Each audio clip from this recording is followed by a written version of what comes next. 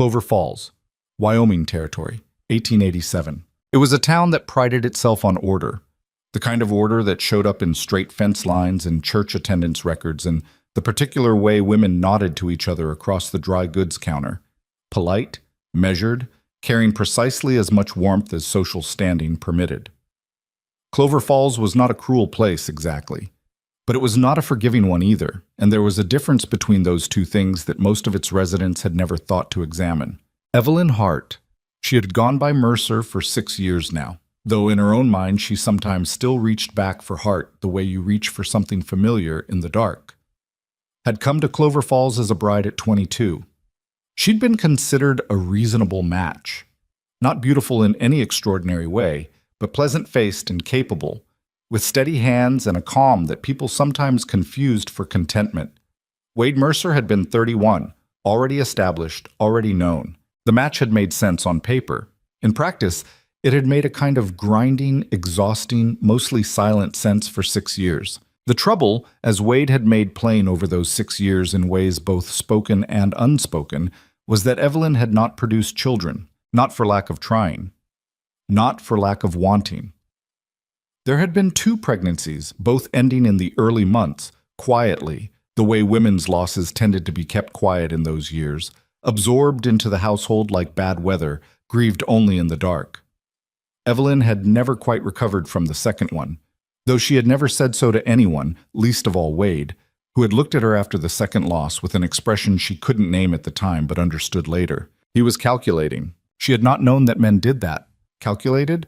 Added up what a wife was worth against what she cost. She knew it now. Wade called her into the front room that morning, and she found him standing by the window with his hat already on, which meant he was planning to go somewhere. He had a piece of paper in his hand. She recognized the county seal on it, but couldn't read what it said from across the room. "Sit down," he said. She didn't sit. She stayed in the doorway. "What is that?" "A legal document." He set it on the table between them. "I've had it drawn up proper. You don't need to understand all of it." She looked at the paper and then back at him. "Wade, I've thought about this a long time." He said it the way a man says something he's rehearsed. "You know as well as I do that this arrangement hasn't been what either of us hoped for." "I don't know that." "Evelyn, I don't know that," she said again, louder. "You haven't said a thing to me about... You haven't given me any indication that you were..." She stopped. She could hear her own voice starting to unravel at the edges, and she pressed it back together by sheer will. "What does the paper say?" He told her. She stood in the doorway and listened, and the bread kept rising on the counter behind her, indifferent. "What?" "The paper said that Wade Mercer was dissolving the marriage on grounds of the wife's failure to produce heirs.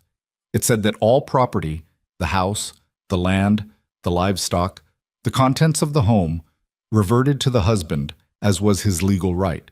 It said that Evelyn would be remunerated for her years of service through a public auction of her indenture contract, which Wade had also apparently had drawn up, which meant that she was not leaving as a free woman, but as a woman whose domestic labor was being sold to the highest bidder, which was, she would understand later, in the full scope of its ugliness, Wade's way of recouping what he considered the sunk cost of 6 childless years. She did not scream. She did not throw anything. She was not entirely sure later why she didn't. Maybe because some part of her had been waiting for something like this for a long time. The way you wait for a storm you can feel building in the air, and when it finally arrives, there's almost a horrible relief in the certainty of it. "You can't do this," she said. "It's legal. I had Harmon Briggs look it over." Harmon Briggs was the county attorney. Of course he had. "Wade, I am your wife." "You were my wife." He picked up his hat, adjusted the brim.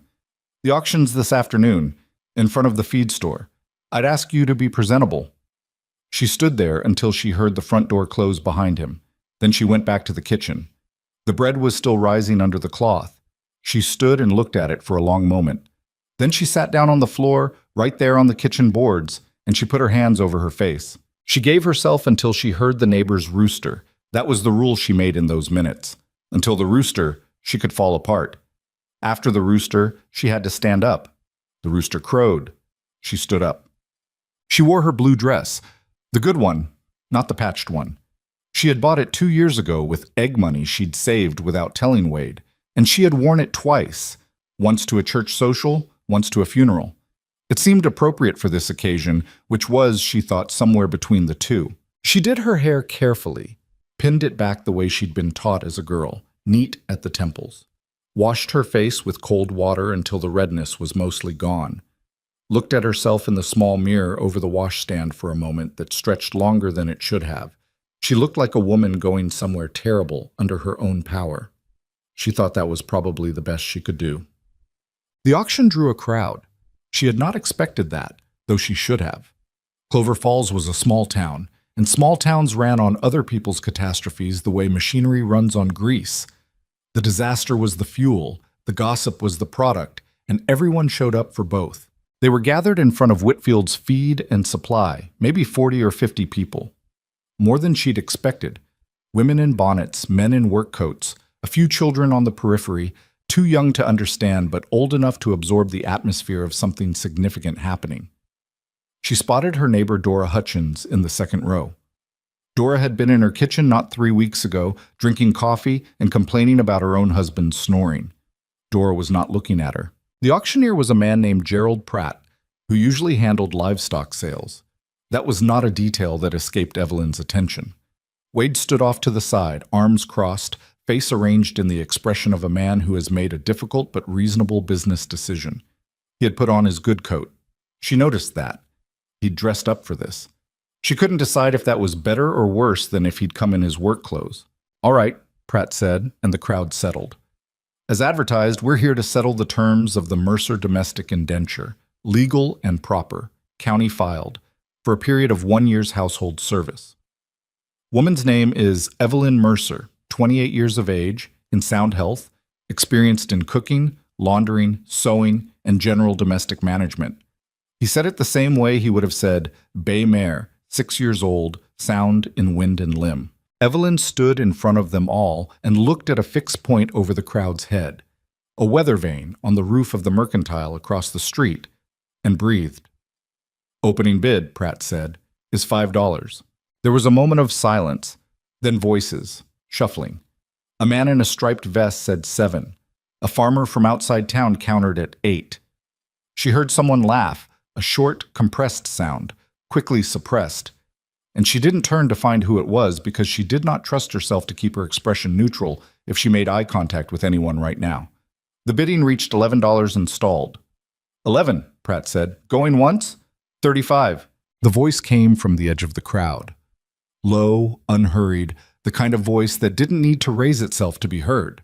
The crowd parted slightly, people turning to look, and Evelyn let her gaze drop from the weather vane. The man who had spoken was standing at the back of the crowd. He was tall, or looked tall.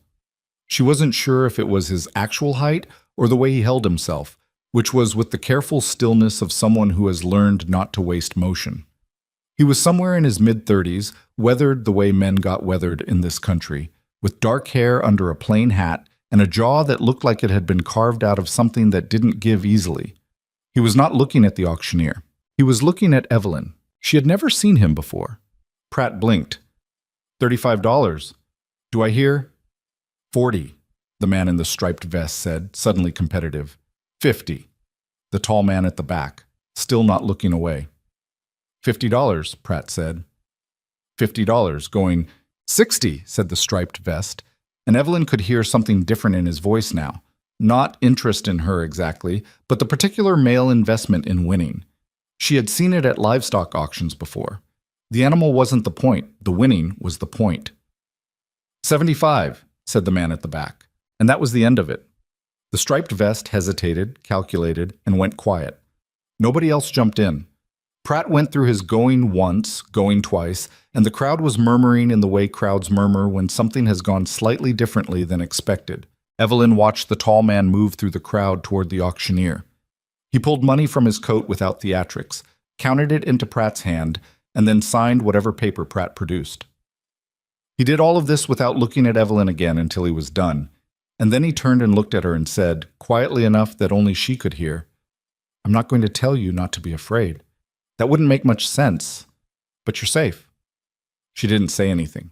He nodded, once, like that was a reasonable response, and stepped back slightly to give her room. Wade pushed forward through the dispersing crowd. "You should know," he said to the tall man with the confidence of someone who has miscalculated the room, "that she's barren. Whatever you're thinking she's worth, you've overpaid." The crowd went quiet in that particular way that meant people were pretending not to listen while listening very hard. The tall man looked at Wade for a moment, just looked. Then he said, "I heard what I needed to hear," and turned away. It was not a dramatic scene. He didn't threaten Wade or make a speech. He just turned away, and somehow that was worse for Wade than any confrontation would have been. She could see it in Wade's face, the way he'd expected to be the center of this, the reasonable aggrieved party, and instead had been made to feel like a footnote. Someone in the crowd laughed, not at Evelyn this time, at something else entirely. His name was Cole Dawson, and he told her this on the walk to where he'd hitched his horses. A buckboard wagon, practical and dusty, the kind of vehicle that suggested someone who moved things more than they carried passengers. "I have a ranch," he said, "about 9 miles east of here, up toward the ridge. It's not—" He paused, seemed to reconsider something. "It's a working place, not fancy." "I wasn't expecting fancy," she said. He glanced at her. "No, I don't suppose you were." He lifted the reins. "I have 3 children, 8, 6, and 4. Their mother died 14 months ago. I've been managing, but—" Another pause, and she noticed he did that. Stopped in the middle of thoughts, as though checking what he was about to say against some internal accounting. "I need help. That's the honest truth of it. I need someone who knows how to run a household, because I don't do it well, and the children are suffering for it." "What did your wife die of?" She asked it plainly, because she figured they might as well start with plain. He was quiet for a moment. "Fever. It came fast. She was sick for 4 days and then she was gone." He said it the way people say things they have said many times, not without feeling, but with the particular flatness of something said so often it has worn a groove. "Her name was Clara." "I'm sorry." He nodded. "The children miss her. They're going to—" He glanced at her again, something careful in it. "They're going to need time. I want you to know that going in. They're not— It hasn't been easy for them." "Children don't have to be easy," she said. "They just have to be children." He looked at her for a longer moment this time. She couldn't read his expression. He had a face that didn't advertise much, but something shifted in it slightly. "All right," he said, and faced the road again. They drove in silence for a while. The town fell away behind them, the sounds of it dissolving into the larger quiet of open country. The sky was immense out here, the way it always was in Wyoming, pale blue and going on forever. The grass on either side of the road was brown with the end of summer, bending in the wind. She looked back once.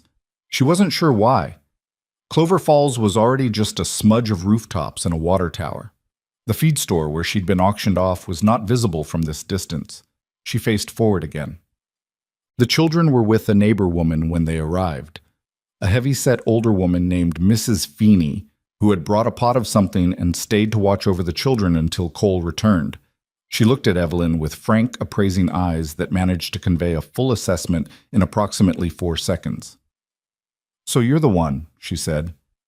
"Apparently," Evelyn said. Mrs. Feeney seemed to find this acceptable. She handed over the pot of stew, gave Cole a look that contained some kind of message Evelyn couldn't parse, and left. The children emerged from the house in a loose group, cautious the way animals are cautious around unfamiliar things. The oldest was a girl, fair-haired and serious, with her father's quality of stillness. The middle child was a boy, square-faced, suspicious, his arms crossed exactly the way his father's had been at the auction, which made Evelyn want to smile, but she didn't. The youngest was another girl, small enough that her hair was still baby-soft at the temples. Looking at Evelyn with the round, uncomplicated curiosity of someone who had not yet learned to be strategic about interest. "These are my children," Cole said. "Nora, James, and Alice. Children, this is Miss—" He stopped. "Mrs. Evelyn," she said. She'd made the decision between the wagon and the door. Not Mercer. Not anymore. Just Evelyn. "You can call me Evelyn." The boy, James, looked her over and said, "Are you going to live here?" "For now." she said. For how long? James, Cole said. That's all right. She crouched down to the boy's level. He was probably 6, and he had a smear of something on his chin that might have been jam. I'm not sure yet. Is that okay? He considered this. I guess, he said, which she recognized as the best offer a suspicious 6-year-old was going to make on short notice. The youngest, Alice, walked directly up to Evelyn and put her hand on Evelyn's arm. Just placed it there, small and warm and completely without hesitation, the way very small children sometimes made connections before they'd learned that connections were supposed to be guarded. Evelyn looked at that small hand. Something moved in her chest. Not pain exactly, but something adjacent to it. Something that had been clenched for a very long time. She put her own hand over Alice's. Hello, she said. Alice smiled. She had 2 teeth missing in the front. Tit. The ranch was not fancy. He'd been honest about that. The house was a solid, no-nonsense structure.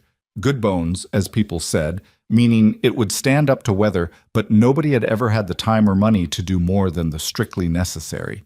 The front room served as both sitting room and dining area. The kitchen was off to the side, better equipped than she'd expected. Cole had made some investments in cast iron, and a decent wood stove at least. 3 bedrooms, a sleeping loft for the children, a covered porch that sagged slightly on the left end, but had probably been sagging for years and seemed to have reached its equilibrium. The yard needed work. The kitchen garden was still producing, but had been left to manage itself for weeks. She could see the evidence of benign neglect in the sprawl of the squash plants and the bolted lettuce. Someone had patched the fence on the south side recently, badly, with wire that was cut too short and attached at an angle that would never hold properly once a good wind came. She cataloged all of this the way she'd been doing her whole adult life. Not complaining, just taking inventory. Understanding the scope of what needed doing. She'd always found it easier to face a problem once she knew exactly what shape it was. Cole showed her the room she'd be using. It was at the back of the house, small, with a window that looked east toward a line of cottonwood trees along a creek. The bed had a quilt on it that was faded but clean, a hook on the wall, a washstand with a cracked pitcher. I know it's not much, he said. It's fine, she said. It was, by the standards of the last several hours, extremely fine. Thank you. He nodded and left her to settle in, which meant she stood in the middle of the small room with her single bag. She had packed while he waited, taking only what was hers, which was not very much, and breathed. She sat on the edge of the bed. The quilt was hand-stitched. Careful work, even squares, the kind of work that takes a long time to get right. She ran her fingers over it and thought about who had made it. Clara, maybe. The woman whose name Cole said with that particular flattening of the voice. She was sleeping in a dead woman's house, in a dead woman's room, with a dead woman's quilt. She was not sure how she felt about that. It seemed like something she would have to negotiate with herself over time. From the kitchen, she could hear the low murmur of Cole talking to the children. Nora's voice, measured and precise. James's higher, more emphatic. Alice, somewhere behind both of them, making sounds that weren't quite words. Evelyn sat on the edge of the bed and looked at the window and the cottonwood trees beyond it, going yellow at the edges because it was September and the season was turning, and tried to figure out what exactly she was feeling. Afraid. Yes, that was still there. Humiliated. That too. She suspected it would take longer to go away than she wanted, but there was something else. Underneath both of those things. Smaller than either of them. Tentative, but there. She didn't have a clean word for it. Something like, still here. Something like, not done. She got up, unpacked her bag onto the hook and into the washstand drawer, and went to see if she could be useful in the kitchen. She was not a woman who needed to be asked things twice. This she had always known about herself, and it served her now.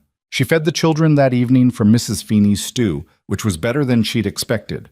Mrs. Feeney, whatever her opinions about strangers arriving with Cole Dawson, was a good cook. She found cornbread ingredients in the pantry and made a quick batch because the stew needed something to fill out the meal and because doing something with her hands settled the spinning in her chest. Cole ate without ceremony, keeping an eye on the children without being obvious about it. James ate his stew and didn't say anything to Evelyn. Nora ate neatly and precisely and asked, with careful politeness, Whether Evelyn knew how to braid hair because their father, she glanced at Cole with a diplomacy that seemed too sophisticated for an 8-year-old, was not very good at it. "I know how to braid hair," Evelyn said. Nora nodded as though this had been noted and filed. After supper, Cole washed the dishes, which surprised her. She'd moved to do it, and he'd stepped in front of her in a way that was not aggressive but was definite, and said, "I'll get these. You've had a long day." She'd started to argue, then stopped, because he was right. She sat on the porch instead, in the cooling evening air, and listened to the sounds of the ranch settling into night. Cattle, somewhere in the middle distance. Wind through the cottonwoods. The children's voices inside the house, the gradual quieting of them as Cole got them to bed, which involved some negotiation she could hear through the wall and which made her almost smile. When he came out to the porch, he sat in the other chair. There were two, which meant Clara had sat here too, probably in evenings like this one, and was quiet for a while. "I want to be straightforward with you," he said finally, "about what I expect and what this arrangement is. All right? I bought your contract today because I needed help and because—" He stopped, started again. "Because what was happening wasn't right. I'm not going to pretend I had completely uncomplicated motives, because that wouldn't be honest. But I'm not going to pretend it was pure charity either, because I do genuinely need someone to help manage this place." "I understand. The contract runs a year. After that—" He shook his head slightly. "We'll see. I'm not going to make promises about after because I don't know what after looks like.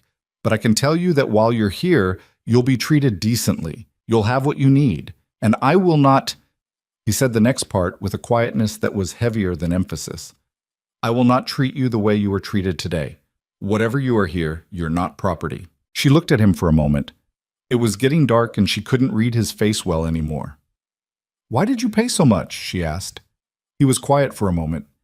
"Because I could, and because I wanted it settled."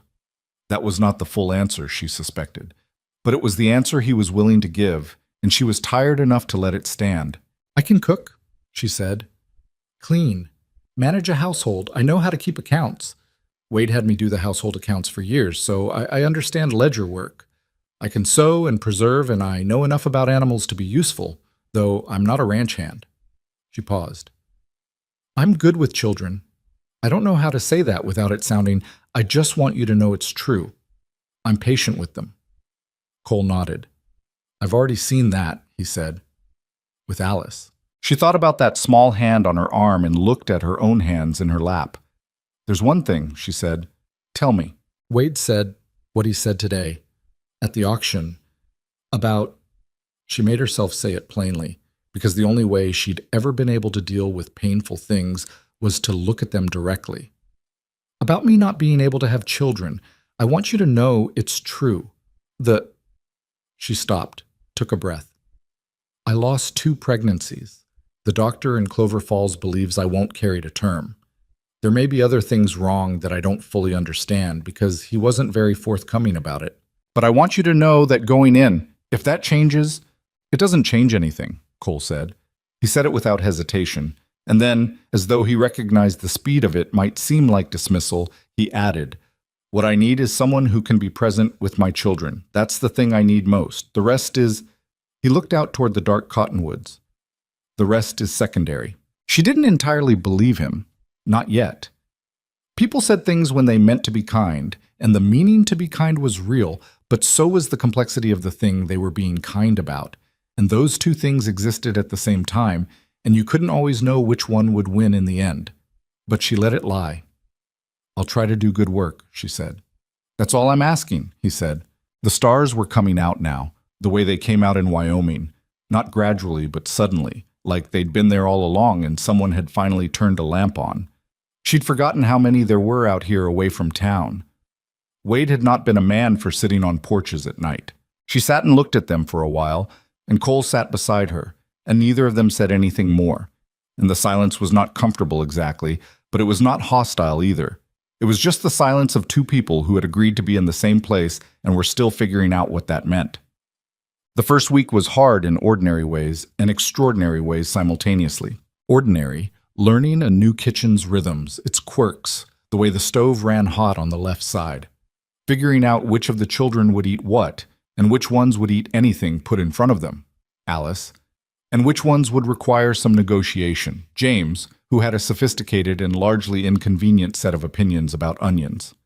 Understanding Cole's schedule, he was up before dawn and out until past dark on most days, managing the cattle and the 100 small crises that a ranch generates constantly, returning in the evenings with the particular exhaustion of someone who has been spending themselves physically all day. Extraordinary, the weight of silence in the house, the way certain corners of it still held Clara's shape, her kitchen organization, which Evelyn preserved even when it wasn't quite logical, because it felt wrong to rearrange it. Her mending basket, still sitting by the window in the front room, her Bible on the shelf, which Evelyn didn't touch. Nora, the oldest, was watching. Evelyn felt it the first day and kept feeling it. The girl was not hostile. She was far too composed for anything as unsophisticated as hostility, but she was assessing. At 8 years old, she had somehow taken on the responsibility of her mother's absence in ways that shouldn't have fallen to an 8-year-old, managing James's tantrums and Alice's needs with a competence that was simultaneously impressive and sad. On the third day, Evelyn sat down next to Nora while she was doing her letters at the table and said, "You don't have to take care of everyone, you know." Nora kept her pencil moving. "Someone has to." "You're 8. I know how old I am." Evelyn looked at her. The girl's handwriting was careful and exact, each letter formed with the deliberate precision of someone who had decided that the things she could control would be controlled perfectly. "Your father takes care of things, and now I'm here to help with the house. You're allowed to just be a child." Nora finally looked up. Her eyes were pale gray and very direct. "Are you staying?" "I plan to. People say things like that." Evelyn held the girl's gaze. "You're right that they do," she said. "I can't make you believe me by saying it again. The only thing I can do is still be here." Nora considered this. Then she went back to her letters. It was not warmth exactly, but it was something. James declared war on the second day. Not explicitly. There was no formal declaration, no confrontation. He simply decided, in the way 6-year-olds decide things, that he would make himself as difficult as possible and see what she did. He knocked his cup off the table at breakfast and watched her face. He refused to come inside when she called him for lunch. He told her with the dignity of a tiny emperor that she had made the beans wrong and that his mother had made them differently. She picked up the cup, made his lunch anyway, and said, "I know they're not the same as your mother's. Tell me how she made them, and I'll try." He looked at her with profound suspicion. "Why?" "Because I'm not trying to be better than your mother. I'm just trying to make something you can eat." There was a long pause.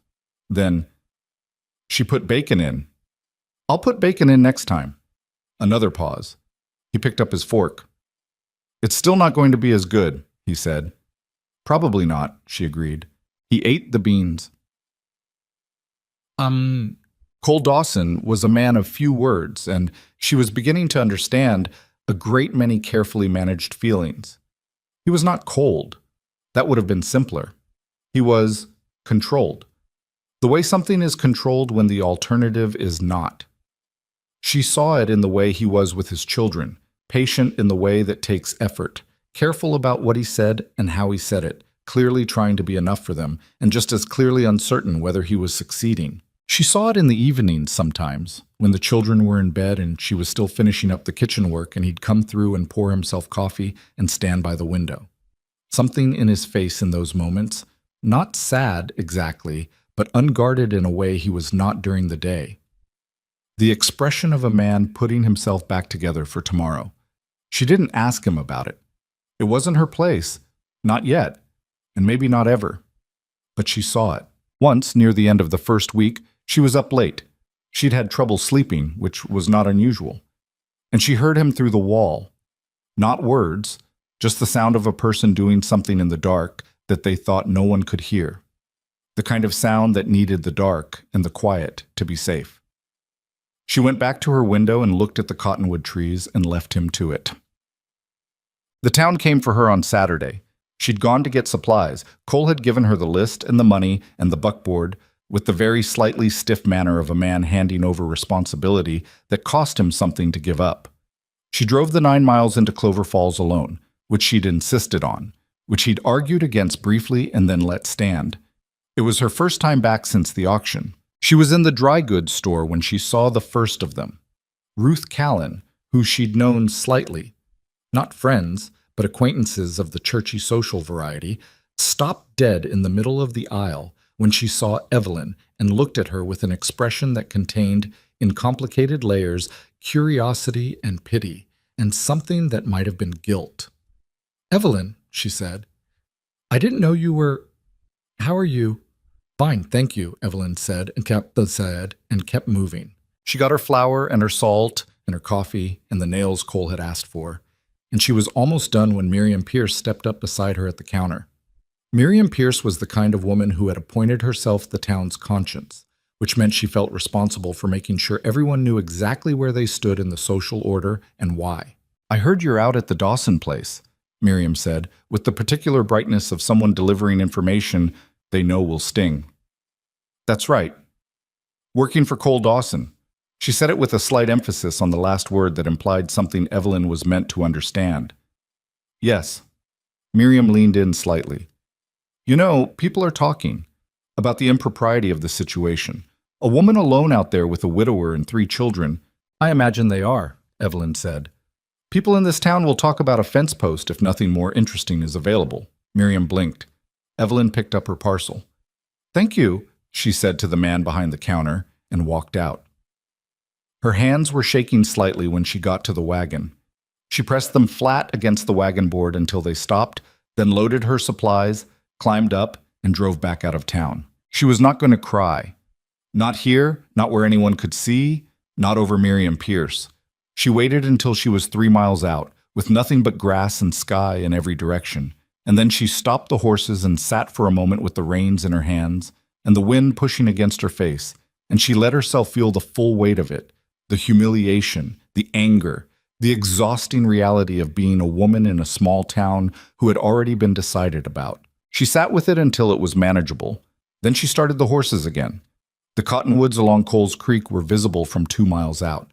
She found herself watching for them, the way you watch for something familiar, the way you watch for something that is starting, against your better judgment, to look like home. Alice was waiting on the porch when she pulled in. The little girl jumped up when she saw the wagon coming and ran down to the fence. Not cautiously, not measuring the distance, just running, and stood there bouncing slightly on her heels while Evelyn climbed down. "I helped Papa," Alice announced. "I fed the chickens by myself. He let me." "The chickens are very lucky," Evelyn said.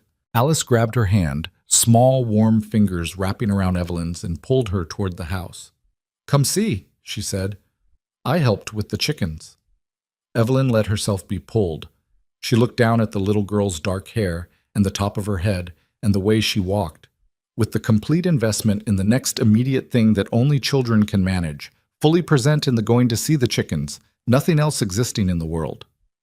Something loosened in Evelyn's chest. Not everything, not even most things. She was still afraid, still bruised in ways that hadn't fully declared themselves yet. Still very new in a place that was not yet hers and might never be, around a man who was a stranger and children who were still deciding what she was. But something.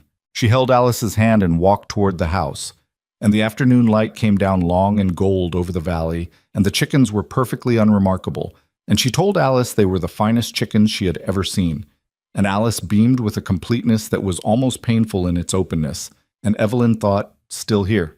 Not done yet.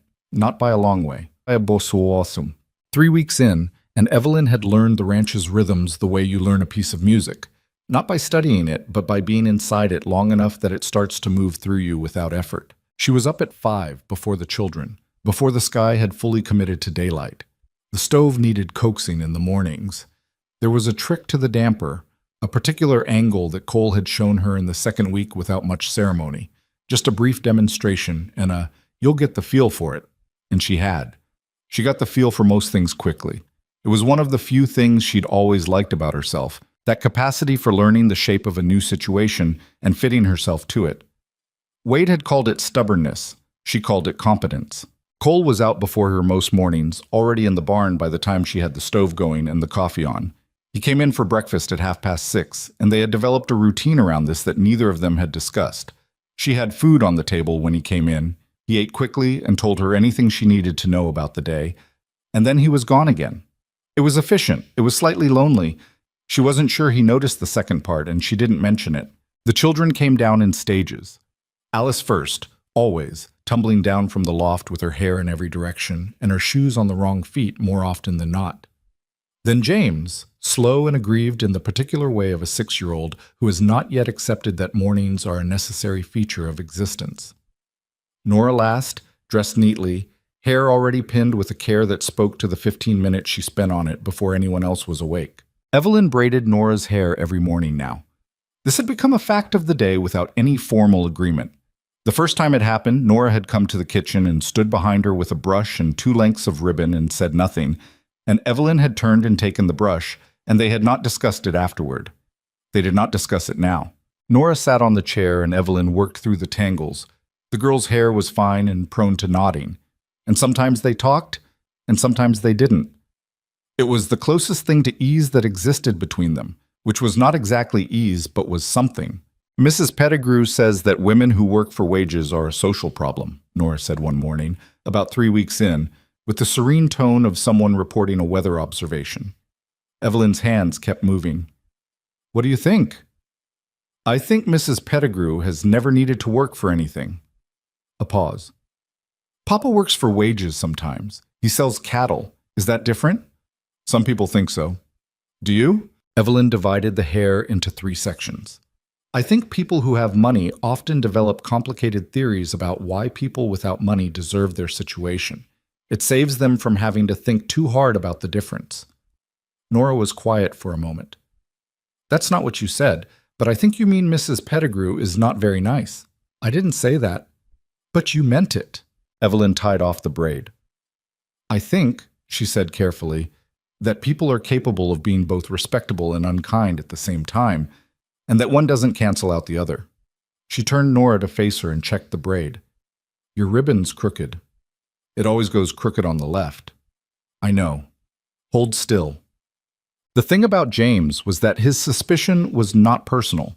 Evelyn had figured this out by the end of the first week, and the understanding made him easier to be around, though not necessarily easier to manage. He wasn't rejecting her specifically. He was rejecting the category of person she represented. Someone new, someone who had appeared in his house without his permission, someone who was there because his mother wasn't. That was the actual problem, and it wasn't a problem she could fix. She could only stay and be consistent and not take it personally when he knocked his cup over again, or forgot to answer when she called him in, or announced at dinner that his mother's biscuits were lighter than hers. Cole would start to say something on those occasions, and Evelyn would give a small shake of her head. He'd go quiet, and James would watch this exchange with the calculation of a child testing whether his campaign was working, and Evelyn would set another biscuit in front of him and talk about something else. You're patient with him, Cole said one evening after the children were in bed.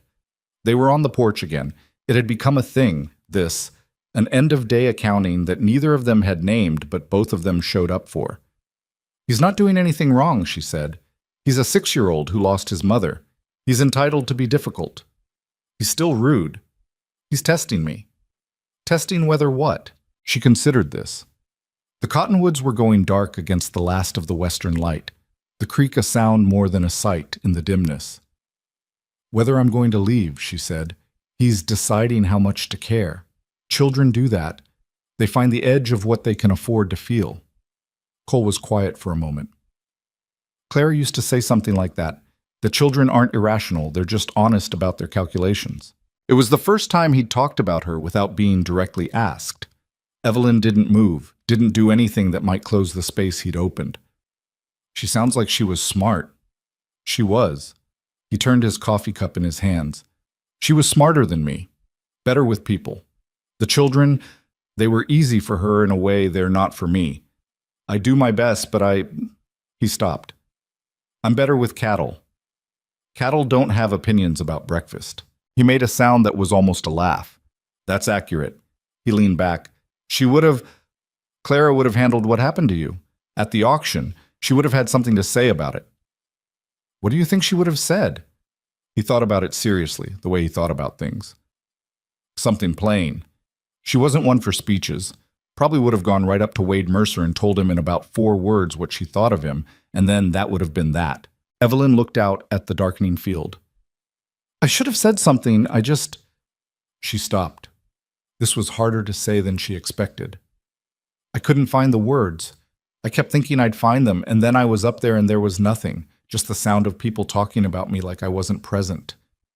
You were present, he said. I saw your face. She looked at him. He was looking at the field, not at her, which made it easier to hear. I was trying very hard not to cry, she said. I know, I could tell. He paused. It takes more strength to do that than to cry. Or it just means you're too proud, she said. Maybe both, he said. October arrived and the mornings went cold fast, the kind of cold that settled into the ground before sunrise and only half left by afternoon.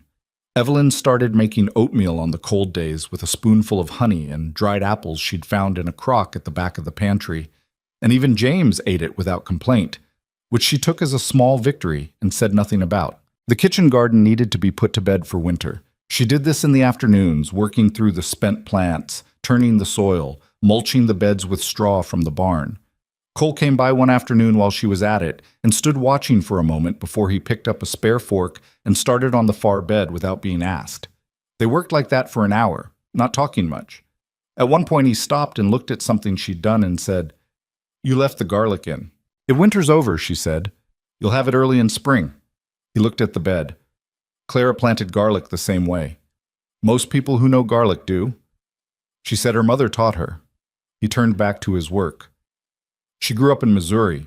Her mother's family had a kitchen garden that fed half the county. That's a good thing to grow up with, Evelyn said. What did you grow up with? She thought about it. Books, mostly. My father was a school teacher. We had enough, but not much beyond enough. My mother sewed for other people to make up the difference. She paused, pressing her fork into the dark earth. She was a good seamstress. I'm adequate. She always said I was too impatient for the fine work. Are you? Yes, she said. I can do it, but I don't enjoy it. I'd rather be outside. He glanced at her. You'd rather be doing this than sewing. Considerably. Something crossed his face. Not quite a smile. Something quieter than that. He turned back to the garden. When they finished, the beds were clean and ready, and the light was going orange in the west, and she stood and looked at the prepared garden with a satisfaction that caught her off guard. Not because she'd done it exactly. Because they'd done it together, without any particular agreement, just two people working toward the same thing because it needed doing. The letter from Wade arrived on a Thursday. Cole brought it in from the post when he came back from town and set it on the table in front of her without comment. She recognized the handwriting. She looked at it for a moment without touching it, the way you look at something you're not certain is safe. Do you want me to go? Cole said. No. She picked it up and opened it. It was not long. Wade's letters were never long. He was not a man who believed in using 3 words when one would do.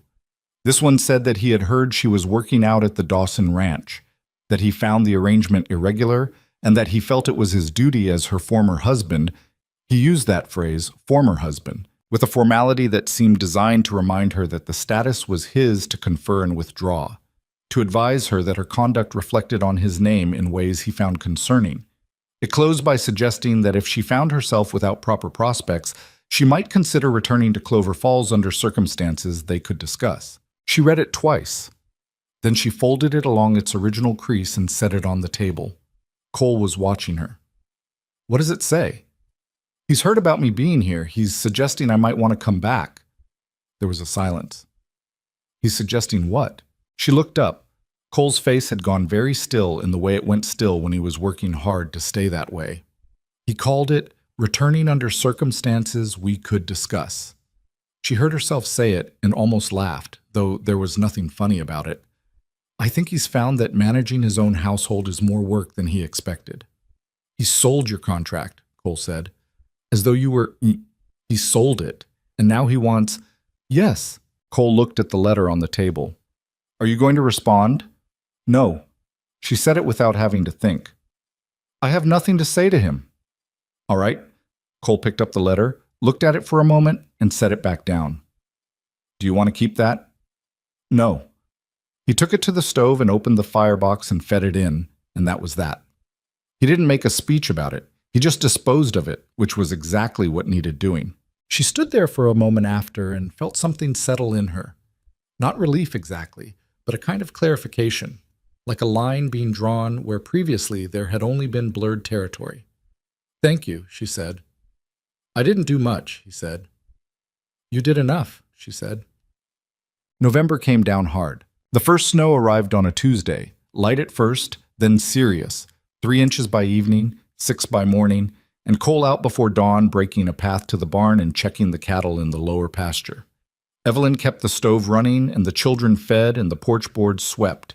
And when Cole came in at midday with ice in his beard and his hands too stiff to undo his coat buttons, she helped him out of it without making anything of the moment, hung the coat, and put hot coffee in his hands. He sat down at the table and drank it without speaking.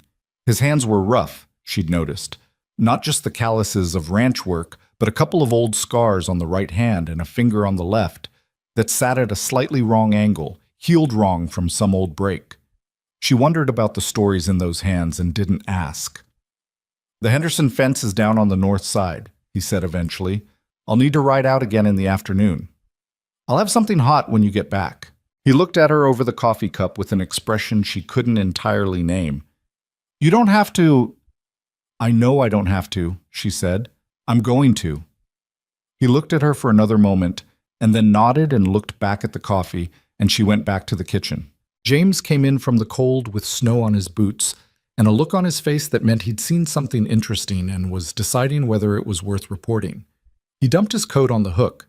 She'd been working on getting him to do that instead of the floor. They were making progress, and came to the kitchen doorway. There's a fox, he said, over by the chicken coop. Is it in the coop? No, just watching it. Then it's just a fox, she said. They do that in winter, looking for food. He considered this. Is it going to eat the chickens? It might try. Should we chase it off? Your father will handle it when he knows. James chewed on this. What if it comes back?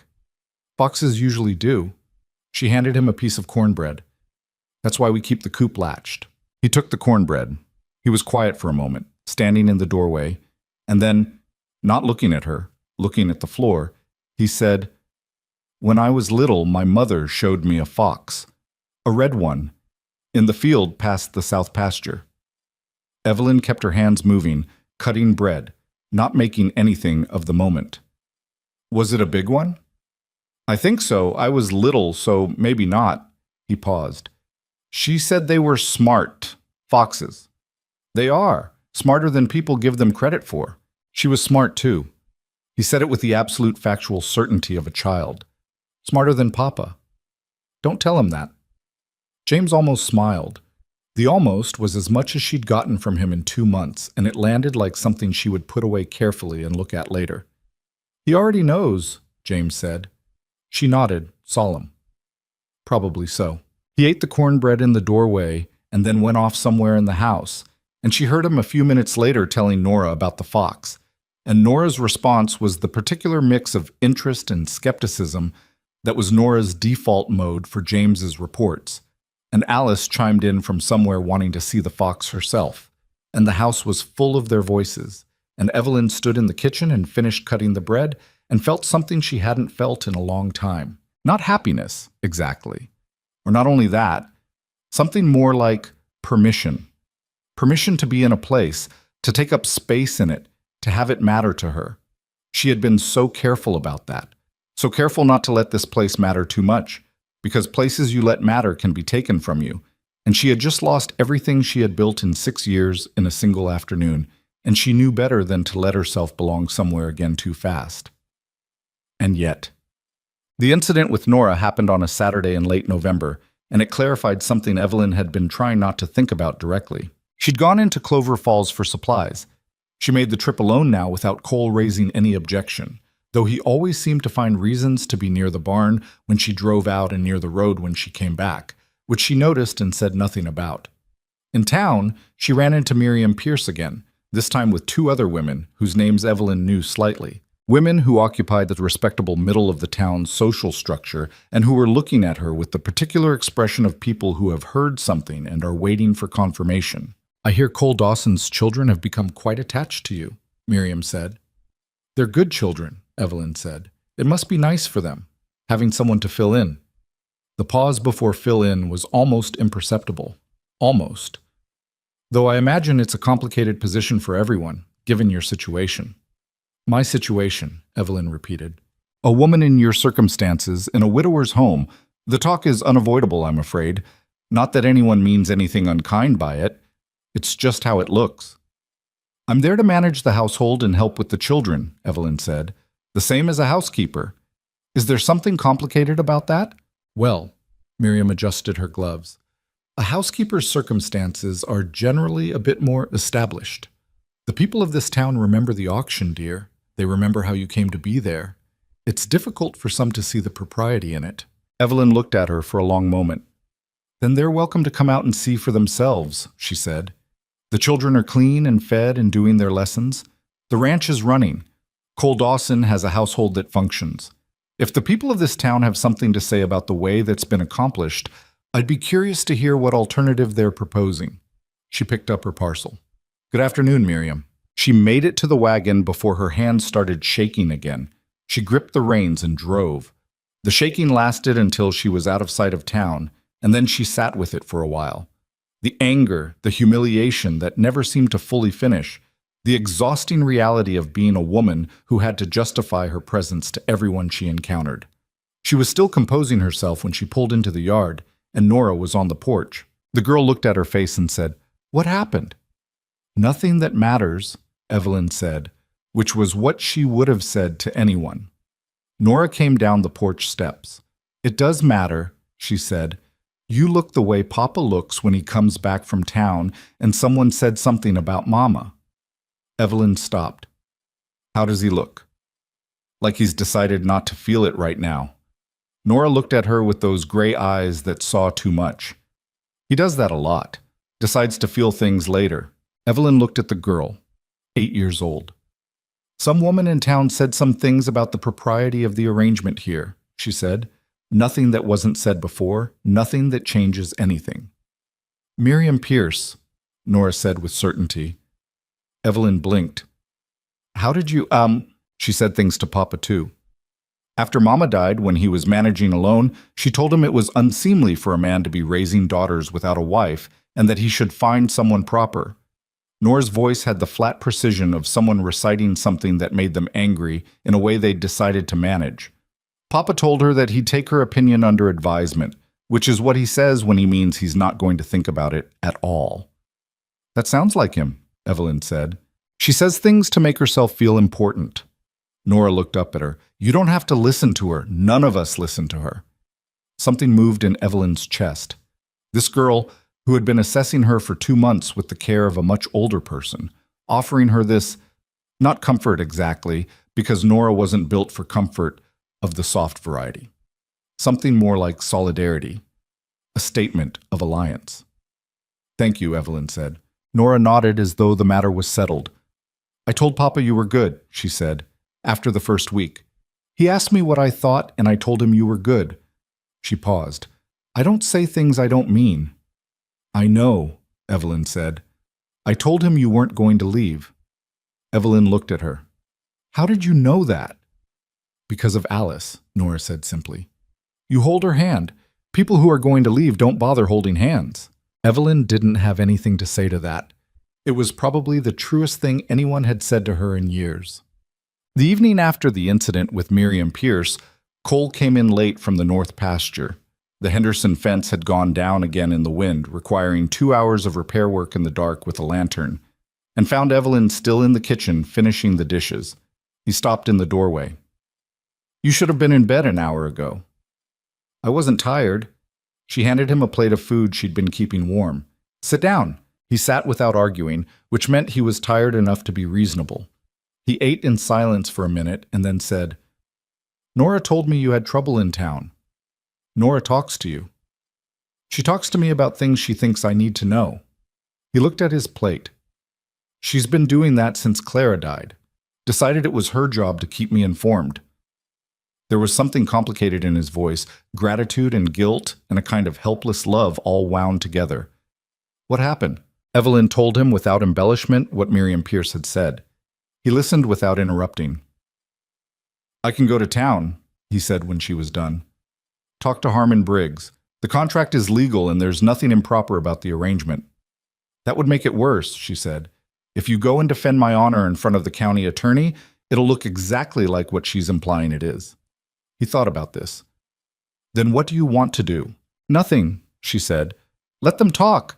They'll find something else to talk about eventually. They always do. He looked at her. Does that work? Just waiting it out? No, she said. But it's better than the alternative, which is to give them more to talk about by making a scene. She sat down across from him. I've been talked about my whole marriage, Cole. Wade made sure of it. When a man makes his wife the reason for his failures, the whole town knows by Tuesday. I've spent 6 years being the cautionary tale about what happens when a woman can't do the one thing she's supposed to do. She stopped. She hadn't meant to say that much. I know how to survive being talked about. It's just unpleasant. Miss Citoyen. He was quiet for a long moment. The fire in the stove made a small domestic sound. It shouldn't be something you have to survive, he said. No, she said. It shouldn't. He looked at his hands on the table, those scarred, work-roughened hands that she'd been not thinking about for weeks. For what it's worth, he said, I don't see you that way. The way they see you. I want you to know that. I know, she said. She did know. It was one of the few things she was becoming more certain of with each day that passed on this ranch. Clara. He stopped. Clara would have liked you, he said, and it came out slightly rough, as though the sentence surprised him. I know it's a strange thing to say. It's not strange, she said. Thank you. He nodded, looked at his plate, finished eating.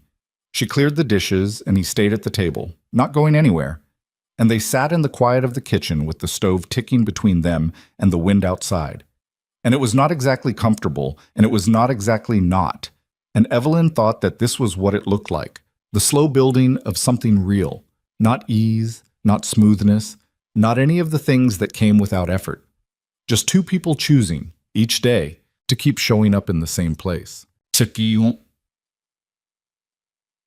The first time James came to her without being asked for anything was in December, 2 days before Christmas. He appeared at her elbow while she was making pie crust.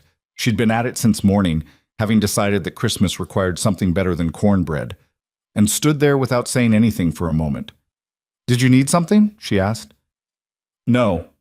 He stood there anyway. After a minute, can I watch? You can help, she said. He considered the offer with the gravity it apparently deserved. What do I do? Wash your hands first. He went to the washstand and came back with his hands slightly damp, which was approximately as clean as she was going to get from a 6-year-old in December. She gave him a piece of dough and showed him how to press it into the pan, and he did it with the thorough attention he gave to things when he decided they were worth his time. My mother made pies, he said. I know. Nora told me. Did she tell you about the ones with the lattice top? She didn't. He pressed a piece of dough carefully into the corner of the pan. She made them at Christmas. She said the lattice was because Christmas deserved more work. He looked at the plain top crust Evelyn was cutting. Are you going to do a lattice? She looked at him. Do you want one? I think she'd want one, he said, which was not quite the same thing, and he probably knew it. Evelyn set down her knife. Show me how she did it, she said. He looked up. I don't remember exactly. Show me what you remember. We'll figure out the rest.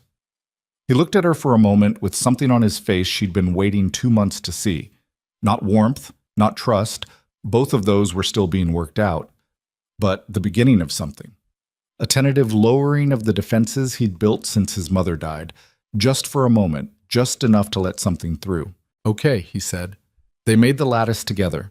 It was uneven, and the strips were different widths, and Cole came in at the end and looked at it and said it was the best-looking pie he'd ever seen with the absolute honesty of a man who understood what the pie meant. James stood back and looked at it with a critical eye and then said, The edges are crooked. They're meant to be that way, Evelyn said. James looked at her sidelong. He knew that wasn't true, but he let it stand. They ate the pie on Christmas Day, all 5 of them, and it was too sweet in the middle and the crust was slightly underdone on the bottom, and Alice got filling on her dress and Nora helped her clean it before Cole noticed. And James ate 2 pieces and didn't say anything about the crooked edges. And Evelyn sat at the table in a house that was cold on one side because the window sealed badly and would need work in spring, among people who had known her for 3 months and were still deciding what she was, and felt something she hadn't felt in so long she almost didn't recognize it. She recognized it. She let herself feel it. Outside, the snow came down steady and even over the ranch, over the cottonwoods by the creek, over the fence lines and the barn roof and the kitchen garden with its garlic waiting patient underground for spring. The world was very white and very quiet. Inside, someone was arguing about who got the last piece. She thought it was James. She hoped it was. January passed. The way January passed in Wyoming. Slowly, without mercy, the cold settling into the ground so deep that even noon felt like early morning. The ranch contracted in on itself the way living things do in winter. Everything pulled toward the center, toward warmth, toward the simple maintenance of going on. Evelyn had stopped counting the days sometime around New Year's. She wasn't sure when exactly it happened, but she noticed the absence of it one morning while she was getting the stove going. The not counting, the not marking off the time remaining on a contract that had started to feel like the wrong way to measure things. She was not naive enough to call it home yet, but she had stopped calling it not home, and that was something. The children had settled into a shape with her that was not quite the shape children settle into with a mother, but was its own legitimate thing. Alice had decided, in the absolute and uncomplicated way that 4-year-olds decide things, that Evelyn was hers. She followed her through the house, sat at her feet when she sewed, and had recently taken to falling asleep against her arm on the evenings when Cole let them stay up late by the stove. Nora continued her project of cautious alliance, sharing more of herself by increments. Her opinions about the books she was reading, her assessments of the neighboring children's characters, the very occasional and therefore precious moments when she laughed without self-consciousness. James had not declared peace, exactly, but the war had transformed into something more like a long negotiation conducted through small gestures, and Evelyn had learned to read those gestures the way you learn to read weather. Cole was harder to read than any of them. He was consistent, which she'd come to understand was his way of being reliable, and he showed up, he did what he said, he treated her decently and with a kind of careful respect that she recognized as deliberate, a man making choices about how to be because the alternative was to be careless. She appreciated the deliberateness, even when it kept him at a distance she couldn't quite cross. There was one evening in January when she'd been up late with Alice, who had a cough that was not alarming but required attention, and Cole had heard them and come out of his room and sat up with her without being asked. They'd taken turns with Alice until the cough quieted around midnight, and after they'd put the little girl back in her bed, they'd sat in the kitchen with cold coffee and not talked much, and it had been easy in a way that surprised her. Easy the way things are easy when there's no performance required. When 2 people have been busy with something real and the realness has dissolved whatever careful distance they usually maintained. She'd thought about that evening several times since. The particular quality of the silence in that kitchen, the way the lamplight had made the room small and the rest of the world very far away. She'd thought about it and then stopped herself from thinking about it, because she was not a woman who could afford to let herself want things she wasn't certain of. And she was not certain of anything about Cole Dawson except that he was decent, and decency was not the same as intent. She was still working this out when Wade Mercer rode into the yard on the first Saturday of February. She saw him from the kitchen window. She was making bread. She was always, it seemed, making bread when something happened. And she looked up at the sound of a horse and saw him coming down the track from the road, alone, on the gray gelding he'd always favored. He was wearing his good coat, the same one he'd worn to her auction. For a moment she just stood and watched him, the same way she'd stood in the kitchen doorway that September morning with the dough under the cloth and her world about to come apart. Her hands were in flour. She looked at them. She breathed. Cole was in the barn. She knew this without having to check. She wiped her hands on her apron and went to the door. Wade pulled up in the yard and looked at the house, and then at her and said, "Evelyn." "Wade." She stepped onto the porch. She did not invite him in. You've come a long way. 9 miles isn't so far. He dismounted with the easy confidence of a man who believed himself welcome. He looked different than she remembered, though she couldn't place exactly how. The same features, the same broad shoulders, the same way of standing that took up more room than was strictly necessary. But something had gone slightly wrong around the edges of him, something not quite as solid as it had been. You didn't answer my letter. I didn't have anything to say. That's not very neighborly. He stepped toward the porch and stopped when she didn't move back. His eyes went to the house, to the window where she'd been standing, then back to her. You look well. What do you want, Wade? He tilted his head slightly. That was the gesture that had always meant he was recalibrating, deciding how direct to be, how much charm to deploy. I want to talk, civilly, between people who shared a life. We did share a life, she said. You sold the remainder of it at auction for $75. Something moved across his face. Not guilt. She'd long ago given up expecting guilt from Wade Mercer. Irritation, maybe. The look of a man who expected a different opening move. I know how that must look. I'm not interested in how it looks. I'm asking what you want. He looked at her for a moment, and she saw him shifting tactics, the way water shifts around an obstacle. I want to discuss your situation here, the legality of it. He paused. The contract Dawson bought runs a year. After that, you have no legal standing in this household. No claim to wages, no claim to shelter. You're back where you were. He let that sit for a moment. Whereas if you were to come back to Clover Falls, no. You haven't heard what I'm offering. I don't need to. She kept her voice level. Whatever you're offering, my answer is no. He was quiet for a moment. Then he moved toward the porch steps, and she stayed where she was, and he stopped at the bottom. Be reasonable, Evelyn. What is this exactly? Working yourself to the bone for another man's children?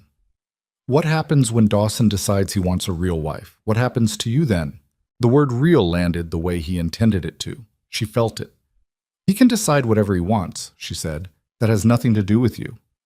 You have no money, no family to go to. No, Wade. Her voice came out flat and quiet and very clear. I want you to hear me. I am not going back. I don't care what you're offering. I don't care what you think my situation is. I am not going back with you. She looked at him directly, the way she should have looked at him on the auction block, the way she'd been practicing in her own head for 5 months. You don't have any claim on me, not legal, not moral, not any other kind.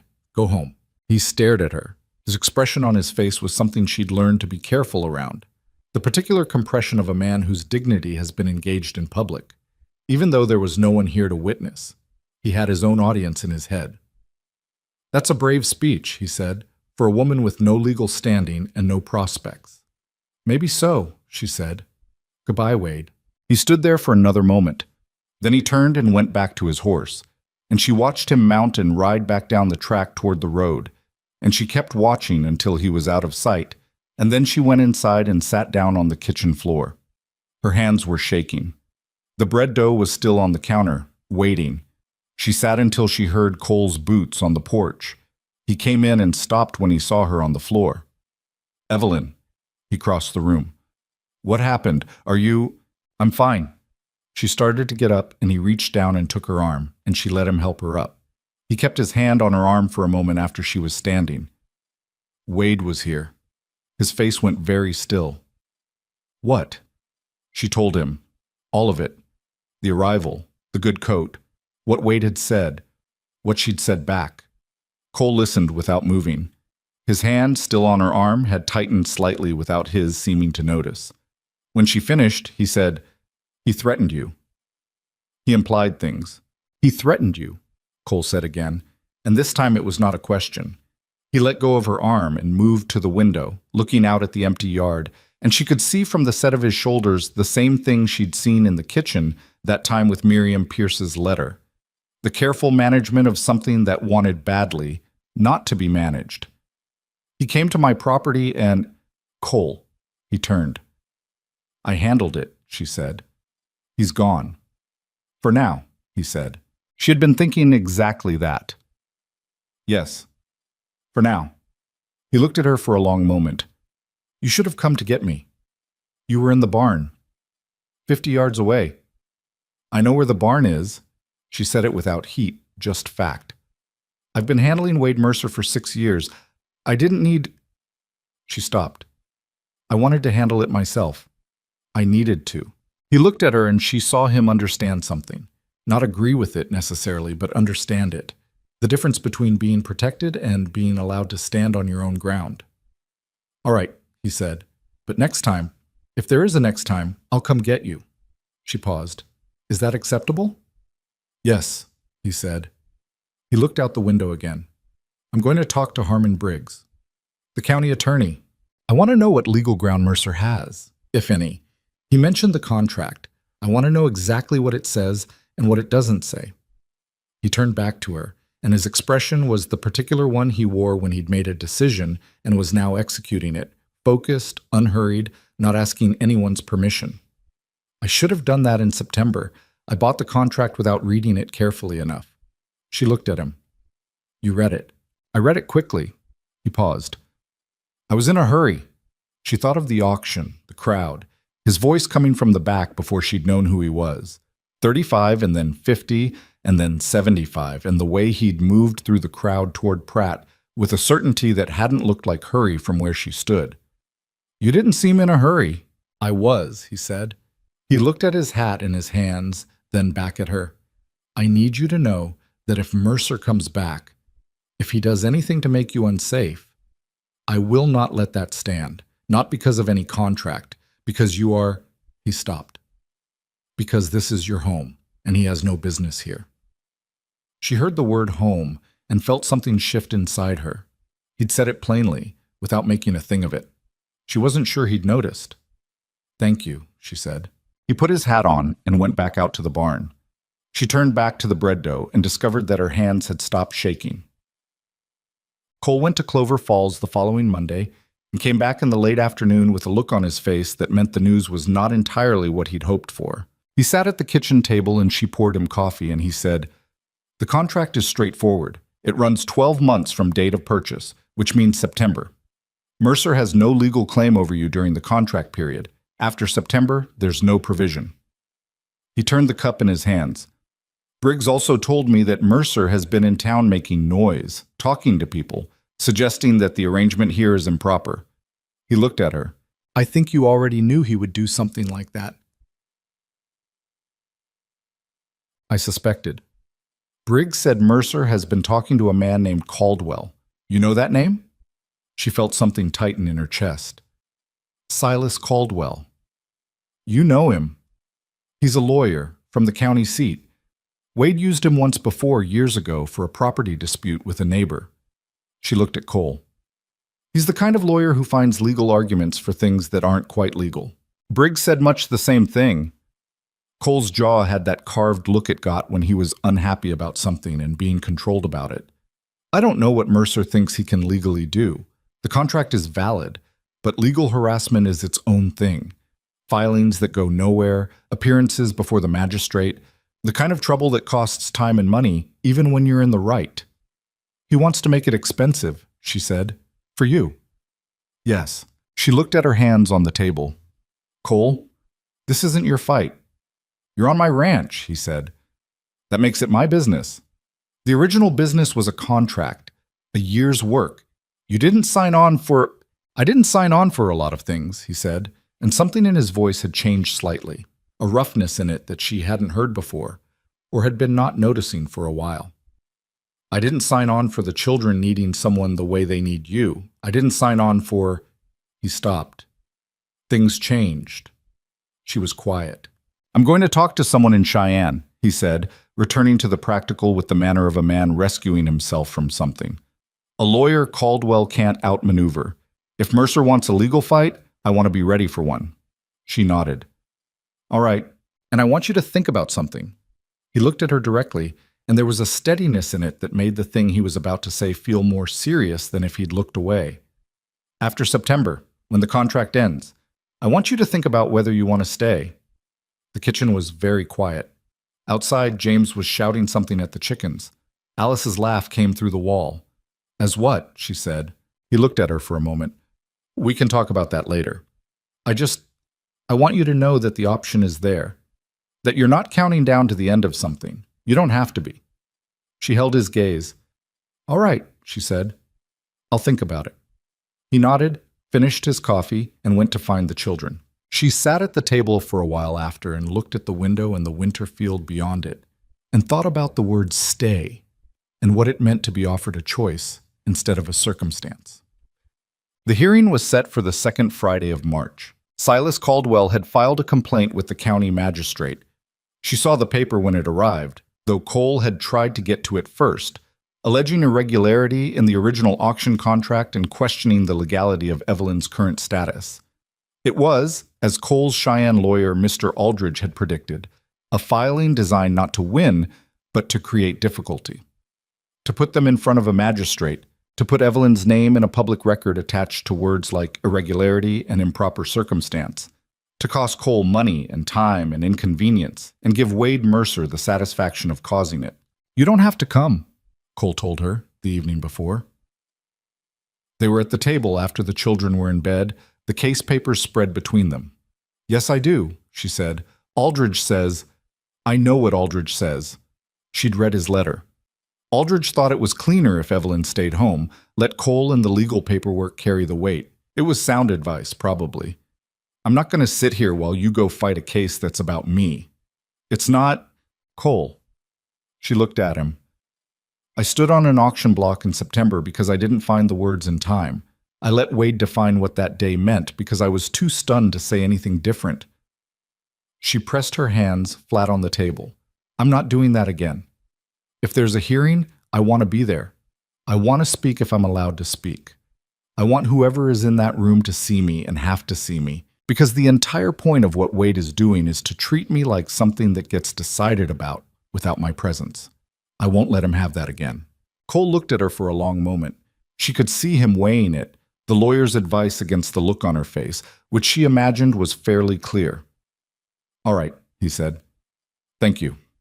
He looked at the papers and then back at her. Wade is going to be there, with Caldwell. I know. It might be unpleasant. I know that too. She pulled one of the documents toward her and read it again. Her name appeared 6 times in 3 paragraphs, and each time it was attached to a phrase that implied something uncertain about her character or status. She felt the familiar heat of anger and let it be there. Anger, she had learned, was more useful than fear if you knew how to carry it. What time does it start? 9 o'clock, he said. I'll have the children ready for Mrs. Feeney by 7:30, she said, and I'll need to press my dress tonight. He looked at her. Something in his expression that she didn't entirely know how to name. Steadiness, she thought, but beneath it something more alive than that. The blue one? Yes. He nodded. Good choice, he said. The magistrate's hearing room was in the town hall, a plain room with 6 chairs on each side and a raised desk at the front for the magistrate. A man named Elias Crow, who had the appearance of someone who had been a magistrate for 30 years and was not impressed by anyone. Wade and Caldwell were already seated when Evelyn walked in with Cole and Aldridge. She did not look at Wade when she came through the door. She chose her seat, sat down, and arranged her hands in her lap. Then she looked. He looked smaller than she remembered. This surprised her, and she turned the surprise over for a moment before deciding she understood it. For 6 years he had occupied every room she was in by the simple fact of being her husband, which meant his size was partly a thing she had assigned to him, a distortion of proximity and dependency. Across a courtroom, he was just a man in a good coat with a lawyer beside him. Caldwell was compact and precise, with the manner of a man who charged well for his precision. He nodded at Aldridge with the professional courtesy of opposing counsel and said nothing to either Cole or Evelyn. Wade said, Evelyn. He said it the way he'd said it in the yard, as though her name in his mouth was still a thing he owned. She looked at him for a moment and said nothing, and looked back at the magistrate's bench. Magistrate Crow called the hearing to order with minimal ceremony and asked Caldwell to present his complaint. Caldwell presented it. The original auction had been conducted under the provisions of the county indenture statute, which was, he consulted his papers, technically permissible but irregular in its application to a person previously in a marital contract, which created ambiguity around the question of whether the indenture superseded or existed alongside certain residual obligations of the dissolved marriage. Evelyn listened to this and recognized it for what it was. Words arranged around emptiness, legal-sounding scaffolding built around nothing structural. But it sounded formidable if you didn't look at it directly, which was presumably the point. Aldridge responded with the brevity of a man who finds this kind of legal theater exhausting. The indenture contract was valid, had been filed with the county clerk in September, bore the signatures of both parties and the auctioneer, and had been reviewed and found proper by the county attorney himself. He produced Harmon Briggs' written assessment. He noted that the dissolved marriage conferred no continuing claim on the person of Evelyn Hart Mercer, and that any suggestion to the contrary was not supported by statute or precedent. Crow read Briggs' assessment with the attention of a man who is deciding how much of his afternoon this is going to take. Then he looked up and said, "Mrs. Mercer, you're present. Do you have anything to add?" Caldwell started to speak. Crow looked at him and he stopped. Evelyn stood. She had thought about what she would say if she got this chance, had been composing it for a week, revising it, stripping it down to the parts that mattered. "Yes, sir," she said. "I want to say two things. The first is that I have been present at the Dawson Ranch for 5 months as a contracted domestic worker. I manage the household and help care for 3 children. The work is honest and the arrangement is legal. There's nothing else to say about the nature of it." She paused. The room was very quiet. "The second thing," she said, "is that I stood in the street of this town in September and was auctioned by my husband without being asked a single question about whether I agreed to it. I was sold without my consent, and I have not said a word about that in any public forum because I believed it would do no good." She looked at Crow directly, and then, because she had decided to, she looked at Wade. "But since we're in a hearing room, I'll say it now. No legal proceeding that treats me as an object to be disputed between 2 men can claim to be about justice. Whatever Mr. Mercer wants from this proceeding, it is not about legality. It is about control. And I am asking this court not to be a tool for it." She sat down. The room was quiet enough that she could hear the clerk's pen on paper. Wade's face was... She looked at it and read it the way she had learned to read it over 6 years. He was not angry, exactly. He was recalculating. She had said something that did not fit his model of her, and the model was jamming on it. Cole, beside her, had not moved. But she felt him beside her with a particularity that was different from just a person sitting in the next chair. Crow looked at the papers in front of him for a long moment. Then he looked at Caldwell. "Counsel, I'm not finding anything actionable in this complaint. The contract is valid, the residual obligations argument is a stretch, and I've been at this bench long enough to know a stretch when I see one." He closed the folder. "Complaint is dismissed. Court cost to the petitioner." He looked directly at Wade for the first time. "I'd advise against bringing this kind of matter before me again, Mr. Mercer. I have a full docket, and I don't appreciate having it cluttered with personal disputes dressed up in legal language." He stood. Everyone stood. That was it. It was over in 40 minutes. Outside on the steps, in the gray March air, Aldridge shook Cole's hand and said something about filing a record of the dismissal with the county clerk. Cole thanked him. The lawyer went down the steps. Evelyn stood in the cold and breathed. From behind her, Wade's voice. "That was a pretty speech." She turned. He was standing on the top step, Caldwell a few feet back. Cole turned with her. "Elias Crow is one magistrate," Wade said. He was keeping his voice pleasant, which was somehow worse than anger. "There are others." "Wade," Cole said, and his voice was very quiet and very level, and there was something in it that was not a threat because it didn't need to be a threat. "You need to let this go. I'm talking to my wife." "Former wife," Evelyn said. "You said so yourself in the letter." Something moved across Wade's face. He looked from her to Cole, and his calculations shifted in a way she could almost see, not retreating, but filing something away for later. She recognized that too. It was the look of a man who was going to try again from a different angle. "We'll see," he said. He went down the steps with Caldwell at his shoulder, and they watched him go. And the street was busy with ordinary February life. A wagon, 2 women in bonnets, someone's dog, and it all continued exactly as though something important had not just happened. Cole stood beside her. His arm was close enough to hers that she could feel the warmth of him. "Are you all right?" he said. She considered the question honestly. Her chest was tight, and her hands were cold, and the hearing that she'd told herself for a week would resolve things had not in fact resolved things, had just pushed them to a different stage. Wade's face on those steps was not the face of a man who was done. "No," she said, "but I'm better than I was." He looked at her, and then he did something she did not expect. He reached out and put his hand briefly over hers, just for a moment, just long enough to be real. Then he took it back and said, "Let's go get the children." She followed him to the wagon. The wind came down off the ridge, and she pulled her coat tighter and thought about what Wade's face had looked like on those steps, and what it was going to mean, and felt the weight of it settling in for the long work ahead. She had spoken. She had stood in that room and said the true thing and made it part of the record. Whatever came next, that part could not be taken back. It was not enough. She knew it wasn't enough. But it was hers. The dismissal should have been the end of it. That was what Aldridge had implied. Not in so many words, because lawyers did not make promises about other people's behavior, but in the particular confident manner of a man who believed the court's message had been clear enough. Evelyn had wanted to believe him. She had sat in the wagon on the way back from Clover Falls with Cole's hand still warm in her memory, and the magistrate's words still clear in her ears, and allowed herself, for approximately 3 days, to believe that Wade Mercer had received the message and would let it go. She had known Wade for 7 years. She should have known better. The second filing arrived on a Tuesday in late March, delivered by the county clerk's rider to the ranch while Cole was in the far pasture checking on a heifer that had calved badly the night before. Evelyn took the envelope from the rider, thanked him with a steadiness she did not entirely feel, and set it on the kitchen table. She looked at it for a long moment. Then she put the kettle on, made tea, and opened it. This time Caldwell had been more creative.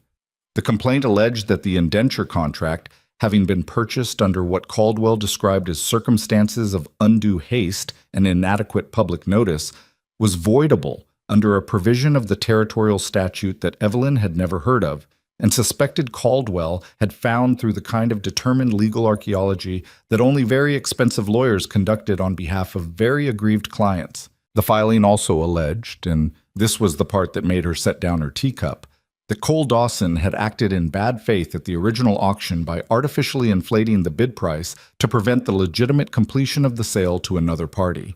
She read that paragraph 3 times. The other party. Gerald Pratt's records would show that the other bidder, the man in the striped vest, had topped out at $40.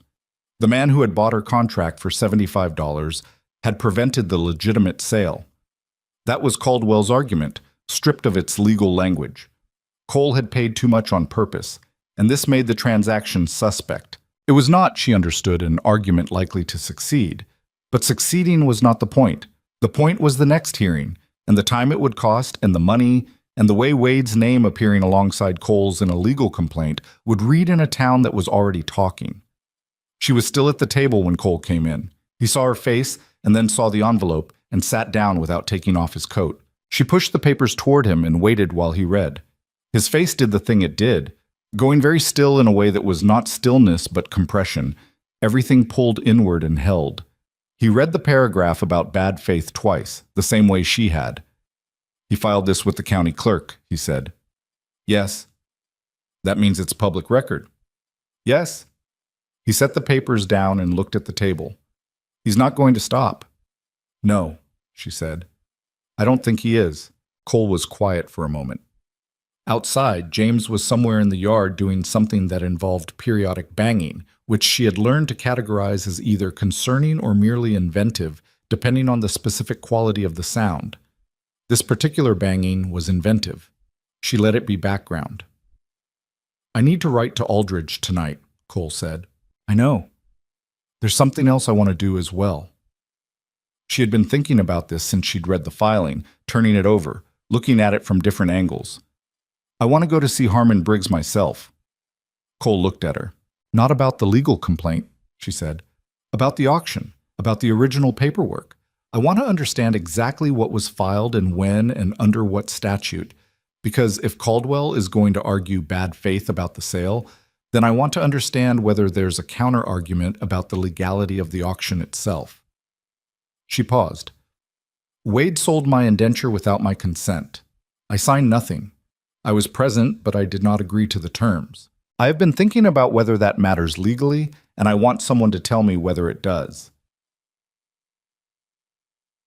Cole was looking at her with the careful attention he gave to things he found important. You think the original auction might not have been legal. I think it might have had procedural problems. I don't know. That's why I want to ask someone who does. She looked at him. I'm not trying to overturn the contract with you. I'm trying to find out whether there's something in the original filing that Wade doesn't want examined closely. Because if there is, then his entire complaint about the validity of your purchase falls apart. You can't claim someone improperly bought a contract that was improperly offered in the first place. She had worked through this logic several times, and it held each time, but she was not a lawyer, and she knew the limits of her own reasoning. It might be nothing, but I'd like to know. Cole looked at her for a moment. When did you start thinking about this? September, she said. I had a lot of time in the wagon on the way here. Something moved across his face, not quite a smile, but in the neighborhood of one. All right, he said. We go to Briggs together. I can go alone. I know you can, he said. I'm going with you anyway. She looked at him. Cole? Evelyn. His voice was patient and firm in equal measure. I understand that you want to handle this yourself. I understand why. But Wade Mercer is filing legal complaints that name me in them, which means this is my problem as much as it's yours, and I would like to be present when the county attorney is consulted. He paused. Is that reasonable? It was. Yes, she said. Good. He stood and started taking off his coat, which meant the conversation was settled, and he was moving to the next thing. I'll write to Aldridge tonight, and we'll ride to town Thursday. He went to hang up his coat, and she looked at the filing on the table and thought about Wade sitting across from Silas Caldwell, explaining what he wanted, and Caldwell finding the legal language to want it in. There was something almost impressive about the persistence of it, if you could separate the impressiveness from the damage it was doing. She folded the papers and put them with the first filing in the box she'd started keeping in her room. Documentation. Aldridge had told her to keep everything, and she had. Harmon Briggs was a careful man who measured his words the way a pharmacist measures compounds, not from timidity, but from a professional understanding that the wrong amount of anything could cause harm. He received them in his office on Thursday morning, listened to Evelyn's question with his hands folded on his desk, and then was quiet for a long moment. The indenture statute, he said, was written primarily for apprenticeship arrangements, craftsmen, domestic workers, that category. Its application to a marriage dissolution is, he paused, unusual. I flagged that at the time when Mercer filed the original auction notice. I told him my concerns. And he filed anyway, Cole said. He had another attorney's opinion that it was permissible. I disagreed, but my role is advisory.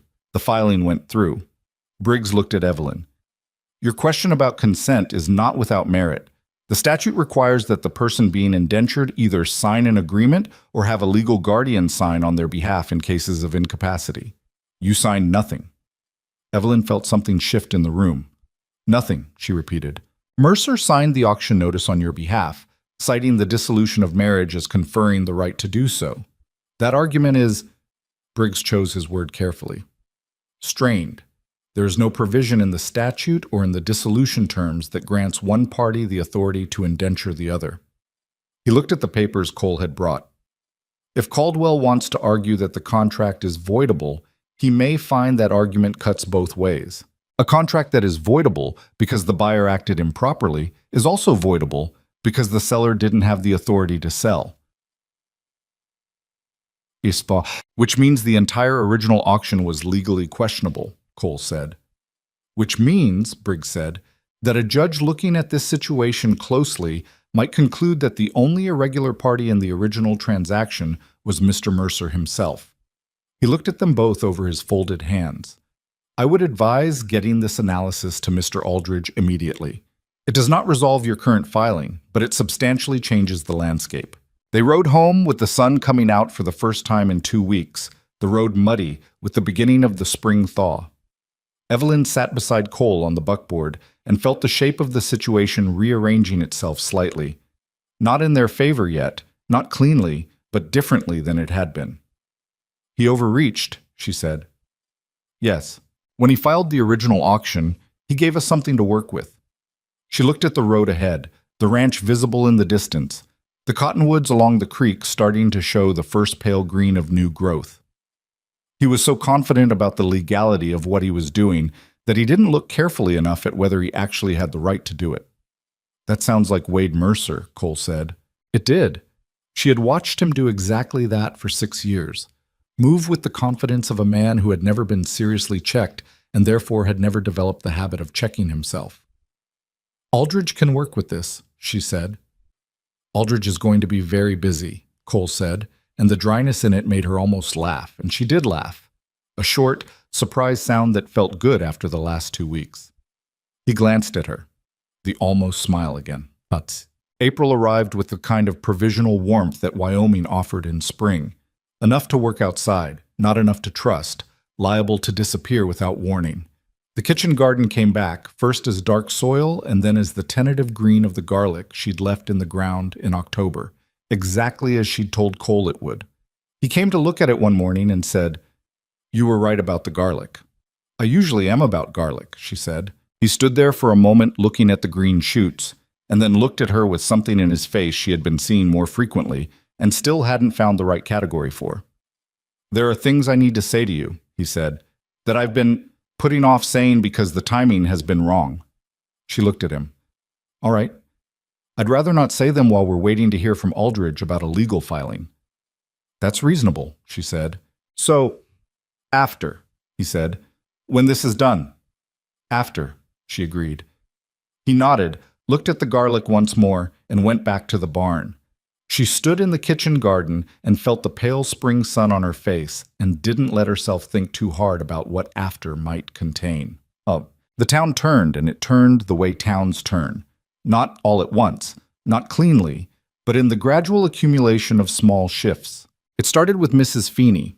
She appeared at the ranch one Saturday morning in early April with a sack of flour she said she'd been meaning to drop off, which was possibly true, and possibly an excuse to see how things stood. She came in and had coffee and watched Evelyn manage the kitchen and the children simultaneously, and said, when she was leaving, "You're doing a good job here." Not warmly exactly. Mrs. Feeney was not built for warm, but with the weight of genuine assessment. From a woman who had been skeptical since September, it landed with more force than a softer compliment would have.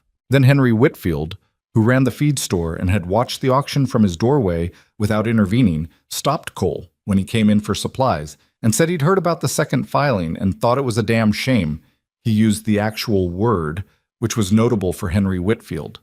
He said Mercer had always been a man who didn't know when he was done. Then Dora Hutchins, who had been in Evelyn's kitchen 3 weeks before the auction and had stood in the crowd on auction day without meeting her eyes, Dora Hutchins knocked on the ranch door on a Wednesday afternoon and stood on the porch with a jar of preserves and the expression of a woman who has been having an argument with herself for 7 months and has finally come to a conclusion. "I should have said something," Dora said. "At the auction.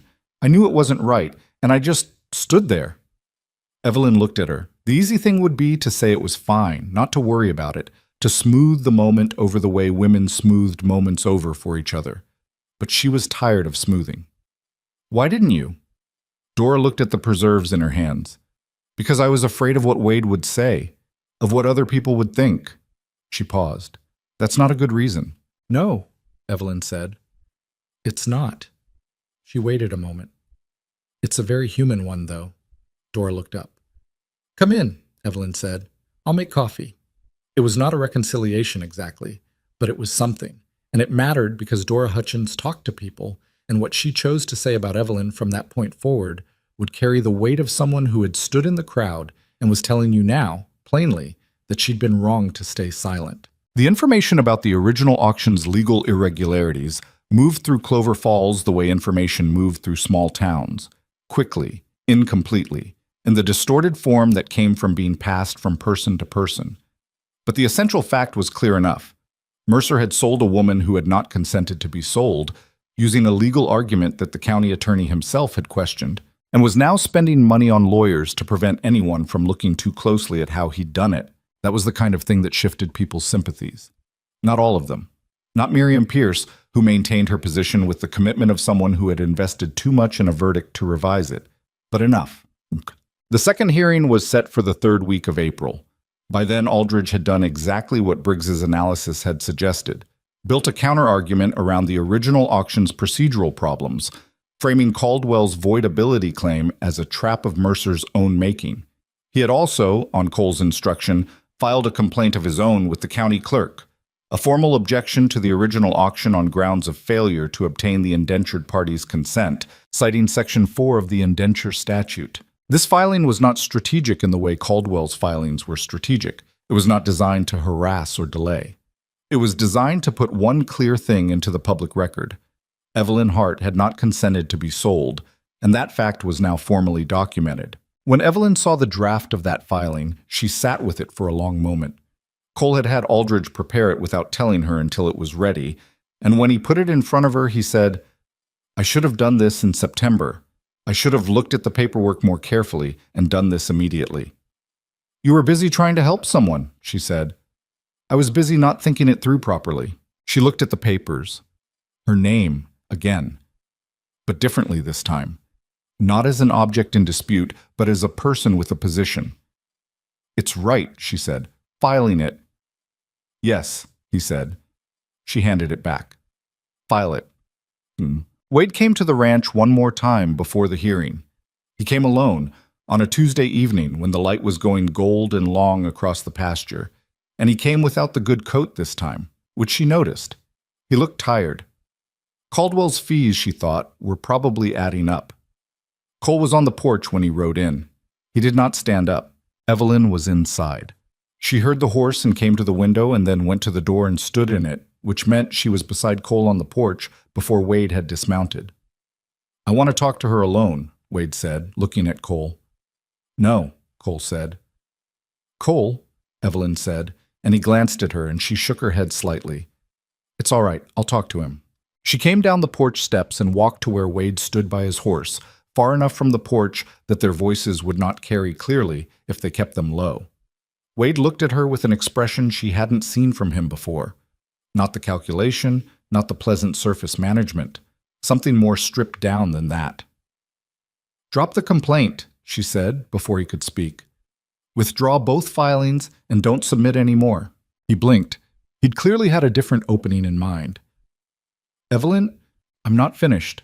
She kept her voice low and level. "Here's what happens if you continue.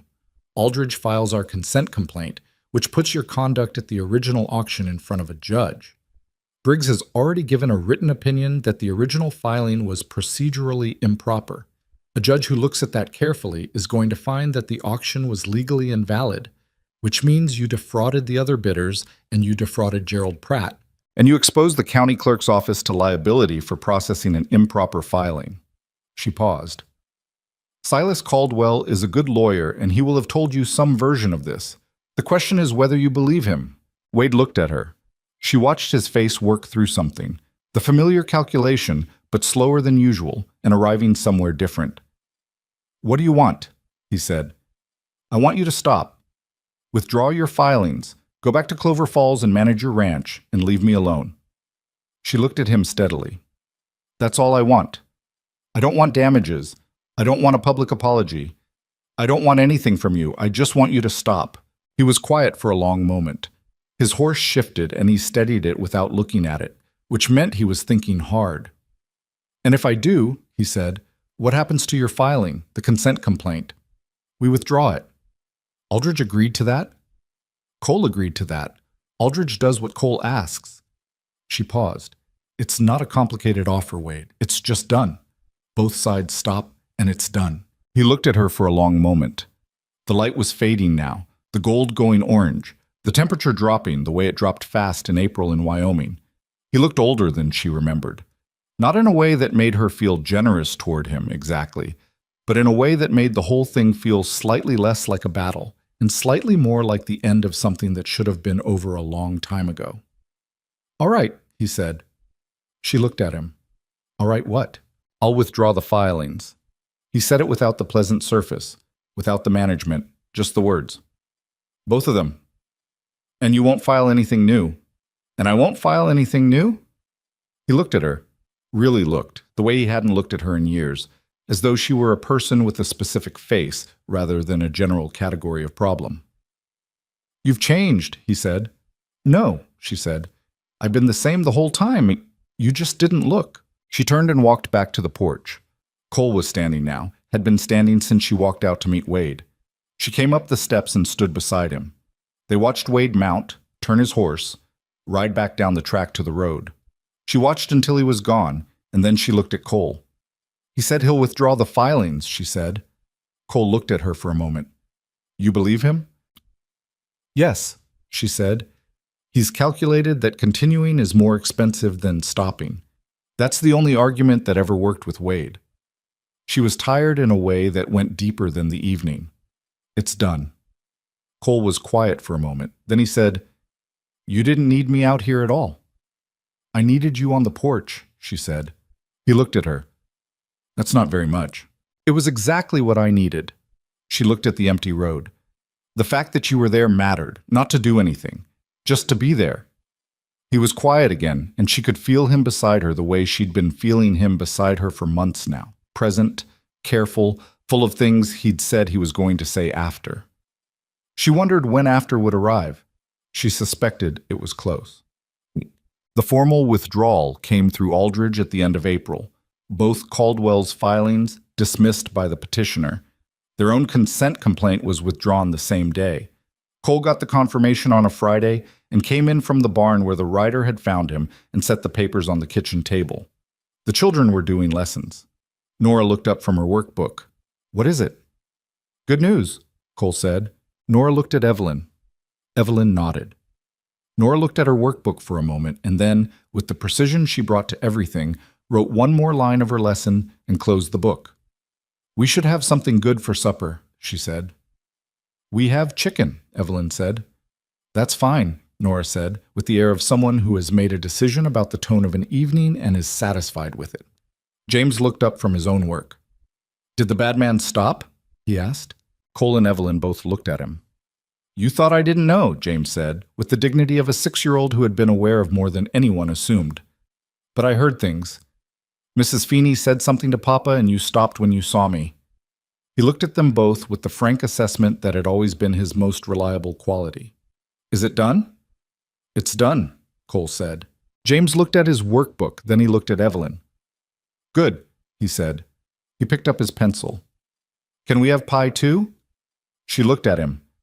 That face she had been learning for 7 months, still watchful, still not fully open, but the watchfulness aimed at different things now, not measuring how much to care, just caring, in the imperfect sideways manner of a 6-year-old who would probably not fully admit it for another several years, if ever. "We can have pie," she said. Alice, who had been quiet at the end of the table with a slate she was using to draw, rather than write letters, looked up and said, "Can I help?" "You can always help," Evelyn told her. Alice smiled the missing tooth smile and went back to her drawing. Evelyn looked at the confirmation papers on the table, the documents that ended one chapter of this without fanfare, without ceremony, without anything more dramatic than ink on paper.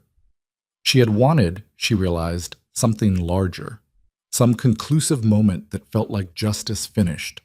What she had instead was this: a kitchen with 4 people in it doing ordinary things, the legal battle over, the daily life continuing in its ordinary and essential way, spring coming through the window. She thought about what Cole had said in the garden.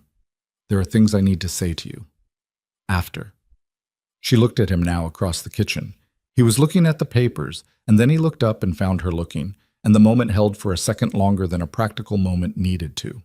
After was here. She turned to the stove and started on the chicken, and Alice came to stand beside her, and the afternoon went on in its ordinary way. Imperfect, incomplete in the way all real things were incomplete, and deeply, stubbornly present. Outside, the cottonwoods along the creek were fully green now, and the kitchen garden was growing, and the ranch went on about its business under the Wyoming sky. Some things did not require a dramatic conclusion. Some things just required continuing, until continuing was no longer something you had to decide to do, because it had become simply the shape of your life. She was not there yet, but she could see it from where she stood. The chicken was good, and the pie was better, And by the time the dishes were cleared and the children were heading up to the loft, the evening had settled into the particular quality that good evenings have. Not extraordinary, just full. The kind of full that you don't notice while it's happening and think about later with a complicated feeling. Cole sat at the table after the children went up, turning his coffee cup in his hands, the way he did when he was working toward something. Evelyn was finishing the last of the dishes. She could feel him working toward it the way you feel weather changing. "Evelyn," he said. She set down the dish she was drying, turned around. "Yes." He looked at her across the kitchen. The lamp was between them, throwing its uneven light, and the stove was ticking as it cooled, and outside the spring night was coming down over the ranch in its quiet way. "I said I would say some things after," he said. "After is now, I think." "I think so too," she said. He was quiet for a moment. She waited because she had learned that Cole Dawson needed his own pace with difficult things, and hurrying him produced less rather than more. "I have not been—" He stopped, started differently. "I was not looking for anything when I went to that auction. I want you to know that. I saw the notice and I went because I had heard what the notice was about, and I thought—" He looked at his hands. "I thought it was wrong. That was the whole thought. It was wrong, and someone should do something about it, and I was the someone who was there." He paused. "That was genuinely all I was thinking at the time." "I know," she said. "But then you were standing there," he said, "and you had that look on your face, that—" He seemed to search for the word and not quite find it. "Like you had decided to get through it the same way you'd get through bad weather, just endure it until it was over. And I don't know—" He shook his head. "Something about that look. I wanted to be the thing that made it stop." She looked at him. She had not known that. She had built a theory about his motives over 8 months, and it had been approximately right, but not quite in the right shape, and the actual shape was doing something to her chest. "I brought you here because I needed help, and because what was happening was wrong," he said. That was true then, and it's still true. But it stopped being the whole truth somewhere around the first month, maybe earlier. He looked at her directly, and his face had the quality it sometimes had when he decided to stop managing it. "I would like you to stay. Not as a housekeeper. Not on a contract. I would like—" He seemed to feel the inadequacy of what he was about to say before he said it. "I would like to figure out what this can be, if you want that too." The kitchen was very quiet. Evelyn looked at him for a moment, at this man who had paid $75 to make something wrong stop, who had stood on a porch while she confronted her former husband, who had sat up through the night with a sick child without being asked, who had told her the truth about things when lying would have been easier, and said nothing about things when saying nothing was the right call. An imperfect man. A man who was better with cattle than with people by his own admission, who managed his feelings with the careful deliberateness of someone who had learned that unmanaged feelings cause damage, who still turned his coffee cup when he was working something out, and probably always would. She had been afraid of wanting things. She had been afraid since September, when she'd lost everything she'd built in an afternoon and understood that the things you wanted were the things that could be taken. She'd protected herself by not naming what was happening here, by calling it a contract and a circumstance, and not letting it be more than that until she had to. It had been more than that for a while now. She knew exactly when it had become more. It had been the night in the kitchen with the cold coffee and Alice's cough, the easy, unremarkable quality of two people sharing a difficult hour. That was when she'd let herself know it. "I want that too," she said. He looked at her. Something in his face changed. Not dramatically, not the way faces changed in stories, but genuinely the way a real person's face changes when something tightly held is allowed to release. "All right," he said, and it came out slightly rough. "All right," she said. He stood up from the table. He crossed the kitchen, and she stayed where she was, and he stopped in front of her and looked at her with the directness he had always had when he'd made up his mind about something. Then he reached out and took her hand, the way she'd taken James's hand over the pie dough, and the way Alice had first taken hers in the yard 8 months ago, and held it. His hand was rough and scarred and warm. She looked down at it and then up at him. "I don't know how to do this well," he said. "I should tell you that now, so you're not surprised later." "I know," she said. "I've been watching you for 8 months. And you still—" "And I still," she said. He almost smiled. Then he did smile, fully, which she had not seen him do very often, and which was a different face than the one she knew. Younger, somehow, and less defended, and she thought she would like to see it more. She thought she was going to. Thus, she did not sleep for a long time that night. Not from distress. She had had enough sleepless nights from distress to know the difference. This was something else. She lay in the room with the east-facing window and looked at the dark shapes of the cottonwood trees and the stars above them, and felt the full weight of what her life had become, which was both smaller and larger than what it had been. Smaller, one ranch, one man, 3 children, 9 miles from a town that had mostly stopped talking about her, a kitchen garden with garlic and plans for more, a bed with a faded quilt, and a window she'd come to love. Larger, everything else. She thought about the woman who had stood on an auction block in September with her hands at her sides and her eyes fixed on a weather vane, and her pride held together with the force of pure will. That woman had not been broken, though she'd believed she was close. She'd been stripped of the things she'd been taught to measure herself by. A home, a husband, the children she'd wanted and couldn't have, and had stood there in the wreckage and held on. Not beautifully, not with dignity and tact. She'd sat on kitchen floors and shaken in wagon seats and pressed her hands flat against surfaces until the trembling stopped. She had not been graceful about any of it, and that, she thought now, was the thing most worth knowing. You didn't have to be graceful, you just had to keep going. She had kept going. Into this house, into this life, into these particular people who had needed her, and who she had not expected to need in return. And she had needed them. She knew that now in the full plainness of it. Not just the warmth of being useful, not just the satisfaction of work well done, but the actual specific people. Nora's precise handwriting and her 2 old assessments and the way she laughed when she forgot to monitor it. James and his negotiations and his opinions about onions and the lattice pie he'd made with crooked strips and called wrong when he knew they'd done it on purpose. Alice, who had put her hand on Evelyn's arm in the yard without calculation, without strategy, without anything except the uncomplicated instinct of a child who knew what she wanted and reached for it. And Cole, who had stood at the back of a crowd and made a different thing happen. She was not the same woman who had ridden out of Clover Falls in September.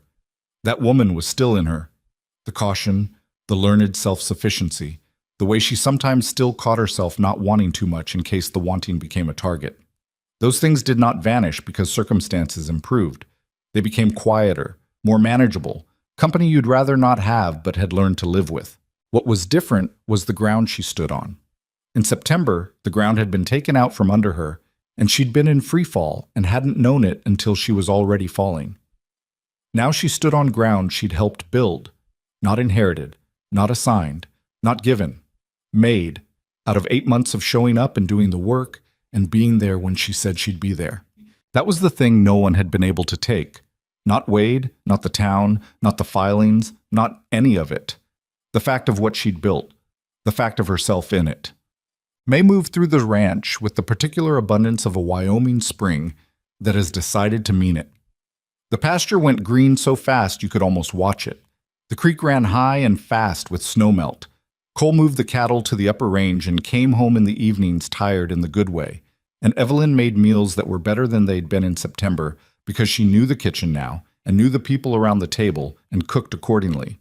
Things between her and Cole changed in the way things changed when 2 careful people had finally said what they meant. Not suddenly, not with any dramatic shift, but in the accumulation of small permissions. He told her things he hadn't told her before. She told him things she'd kept back out of caution. They sat on the porch in the evenings and talked in the real way, not the polite way, and sometimes didn't talk, and that was real too. Nora noticed. Of course Nora noticed. She said nothing for 2 weeks, and then one morning, while Evelyn was doing her hair, she said, "Are you going to stay?" Evelyn looked at her in the small mirror propped on the shelf. "Yes." Nora was quiet for a moment. Her hands were in her lap. "Good," she said. "Just that." Then she straightened slightly for the braid, and they continued. James noticed in a different way. He became by increments slightly less defended. Not transformed, not suddenly easy, but with the particular quality of a child who has made a private decision to trust something and is now living inside that decision. He still complained about things that deserved complaining about. He still had opinions. but he stopped testing, and that was the difference. Alice noticed nothing because Alice had been certain from the beginning and saw no reason to update her position. She continued to hold Evelyn's hand at every opportunity and to provide detailed narration of her inner life at all hours, and to fall asleep against Evelyn's arm on long evenings, and to wake up in the morning as though the world were a completely reliable place, which was either the greatest gift or the most efficient form of trust. Evelyn thought it was both. Cole asked her on a Tuesday in June, which was not a romantic day in any conventional sense.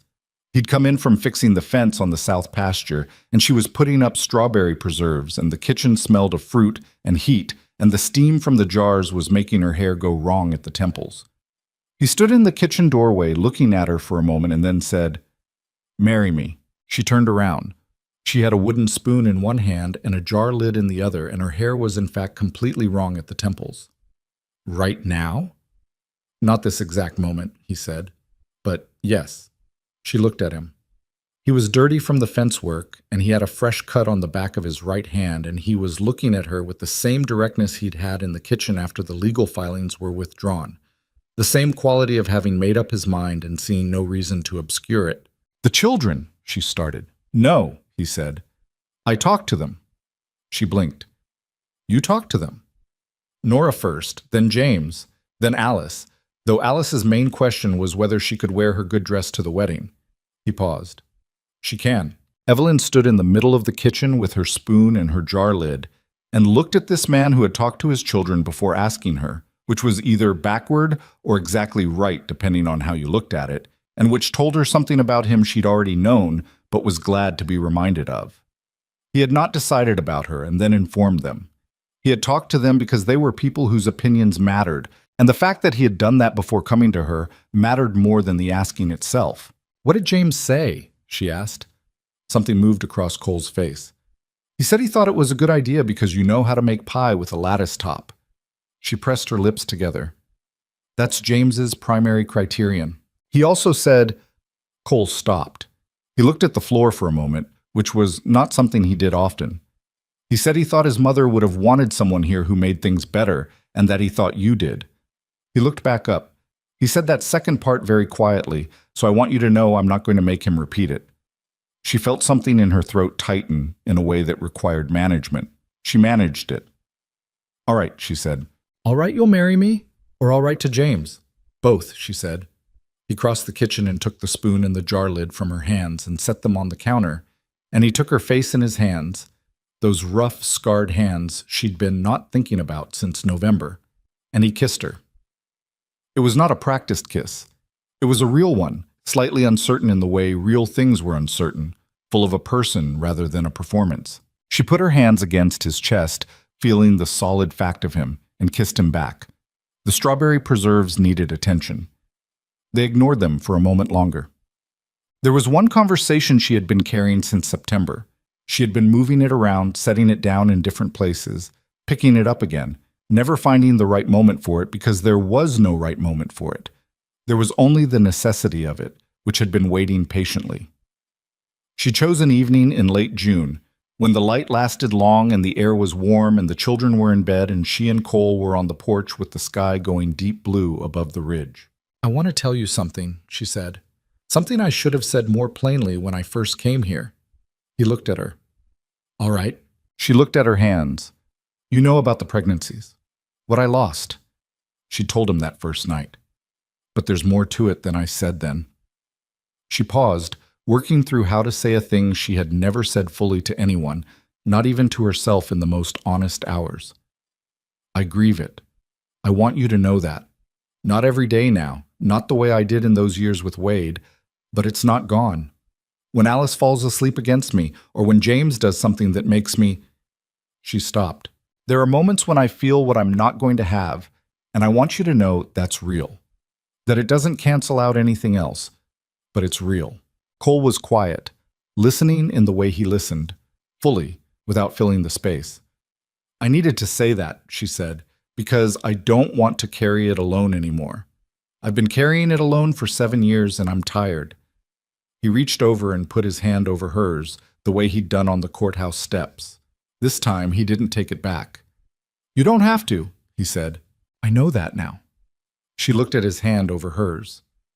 I also want to say something else. About the children. She looked up at him. What I have with them, Nora and James and Alice, it's not what I imagined it would be to have children. It's different. She searched for the word and found it hadn't been invented yet. The specific word for what it was to come into three people's lives at the moment she had and become what she'd become to them. It's its own thing, and it's enough. I don't want you to wonder if I'm always wishing for something else when I'm with them. I'm not. I'm there. Cole looked at her for a long moment. I know you are, he said. I've been watching you with them for 8 months. I know. I just wanted to say it in words. He was quiet. Then, Clara. He stopped, tried again. She would have, the thing I said in the fall, that she would have liked you. I meant it. She would have liked exactly this about you, that you say the hard thing plainly instead of going around it. He turned his hand over so he was holding hers instead of resting on it. She was like that. And I used to think it made things more difficult, and now I think it was the only way she could have been that made her who she was. Tell me more about her, Evelyn said. When you want to. I'd like to know her through you. He looked at her, and she saw the things she sometimes saw that existed below all his management. The grief that was still there, would always be there in some form, that no new life could dissolve because it was not the presence of new life that caused grief, but the specific, irreplaceable absence of the person who was gone. Thank you, he said, and it came out quietly. We don't have to leave her out, Evelyn said. She was here first. She's part of this place, and part of those children, and I'm not trying to replace her. I'm just here. I know, he said. That's why it works. The stars came out above the ridge, and the creek made its sound through the cottonwoods, and they sat together in the 2 chairs that had always been 2 chairs and held hands in the dark and did not need to say anything more. The wedding was in July, on a Saturday when the weather cooperated with a willingness that Wyoming weather rarely showed. Mrs. Feeney baked 3 pies. Dora Hutchins brought her good tablecloth and 2 bottles of something she'd been saving, she said, for an occasion worth saving for. Henry Whitfield came with his wife. Several of the neighboring ranch families came, some of whom Evelyn knew well by now, and some she was still learning. The Hargrove family from 3 miles east, whose youngest daughter was Alice's current closest friend. The Peterson brothers, who had helped Cole with the cattle drive in spring, and who arrived in their good clothes looking slightly uncomfortable and ate more than anyone else. Harmon Briggs came, which she had not expected, and shook her hand at the door with a formality that was also genuine warmth, and said, You presented yourself very well in that hearing room, which was, from Harmon Briggs, approximately a standing ovation. Nora wore her second-best dress because she had decided, with the calm authority she brought to most decisions, that her best dress was for different occasions, and assisted in the arrangement of the yard with the efficiency of someone twice her age. She also, without being asked, made sure the tablecloths were straight, and that Alice didn't eat the desserts before the meal, and that James didn't disappear into the barn during the ceremony, which was the kind of simultaneous task management that had once made Evelyn sad, but now just made her think, this girl is going to be extraordinary. James wore his good shirt and kept it clean for almost the entire event, which Evelyn counted as a victory. He stood during the ceremony with his arms at his sides in the posture of someone paying serious attention, and when Evelyn looked at him during the part where the justice of the peace asked if anyone had an objection, the justice was a man named Garfield Oates, who had ridden out from the county seat and smelled of horse and pipe tobacco. James met her eyes and gave a small, deliberate nod, as though he was authorizing the proceedings. She wanted to hug him right then. She didn't because he would not have survived the dignity of it. She would remember it and tell him years from now, and he would deny remembering, and she would know he did. Alice wore her good dress, as negotiated. She stood beside Evelyn holding her hand with both of hers, and during the ceremony she leaned against Evelyn's side in her complete and uncomplicated way, and Evelyn felt the solid small weight of her and thought, this is the thing I did not know I would have. This particular thing, in this particular form. Not what I planned. Better in some ways, different in the ways it's not better, and those differences are real too. And all of it together is what it is. She had come to the frontier understanding that life ran on certain rules, and the cruelest of those rules had been applied to her in September in the most public and humiliating way possible.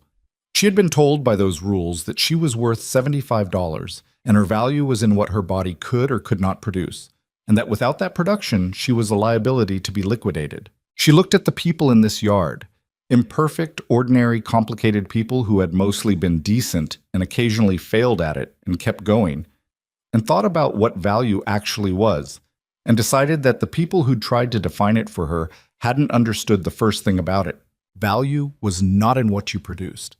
It was not in what you could give or what you were capable of generating on someone else's behalf.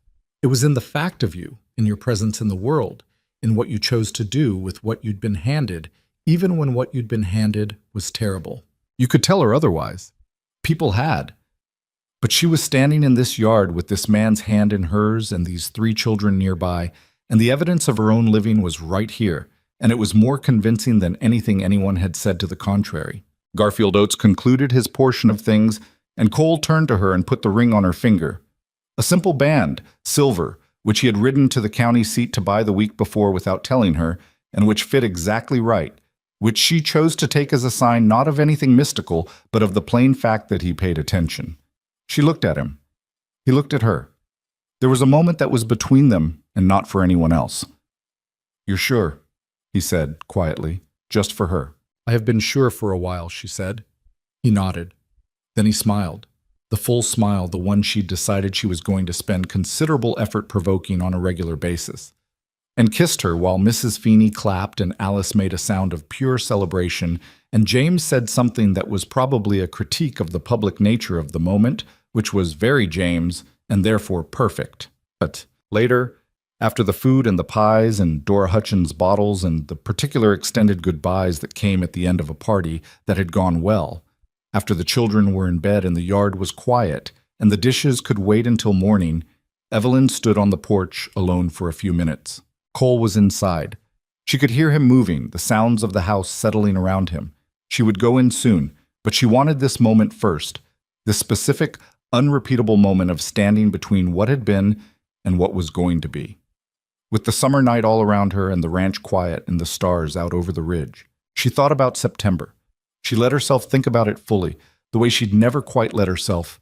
The auction block, the crowd, the laughter she'd heard from somewhere she never identified, the sound of Gerald Pratt's voice describing her the way you described something for sale, the shame of it, which she had carried in layers she was still unwrapping, the hot and persistent shame of being publicly defined as worthless by someone who was supposed to know her best. She thought about this woman who had ridden out of Clover Falls on a buckboard wagon with a single bag and flour on her hands, and a decision to get through it the same way you got through bad weather. She was still that woman.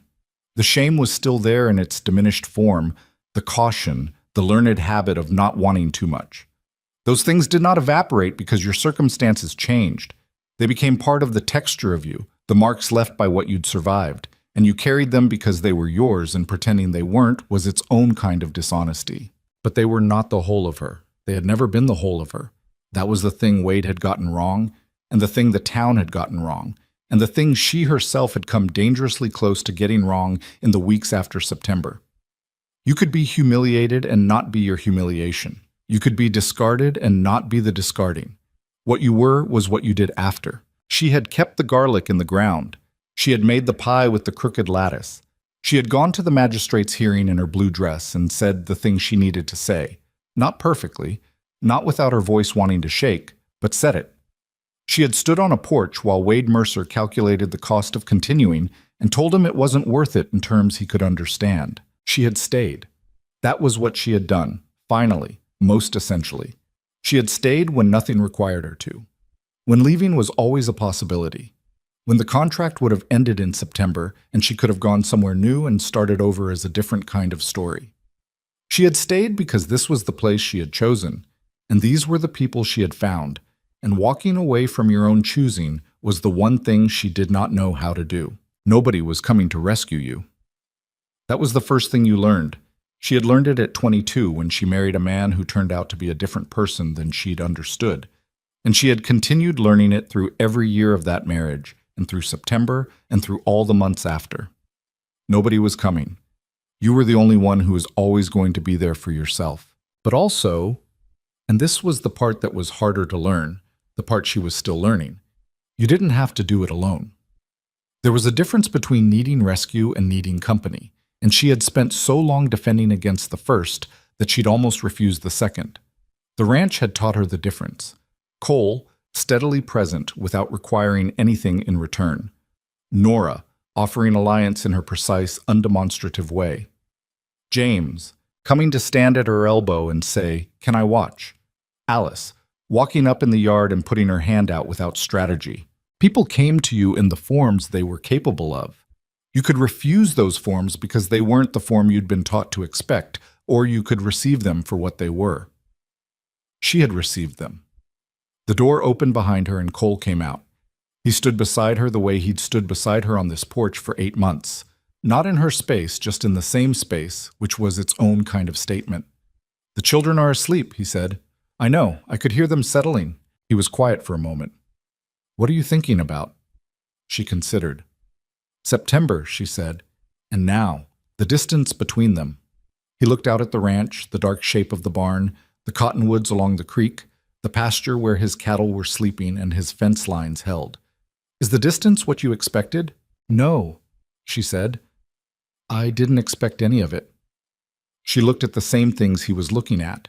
The ordinary, enduring landscape of this place she had come to by accident and chosen to stay in by decision.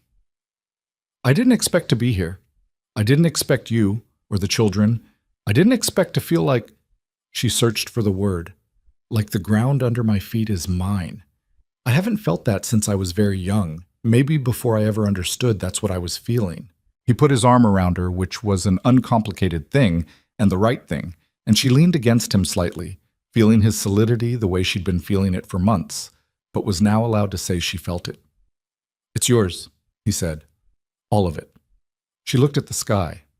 The stars were very clear. "I know," she said.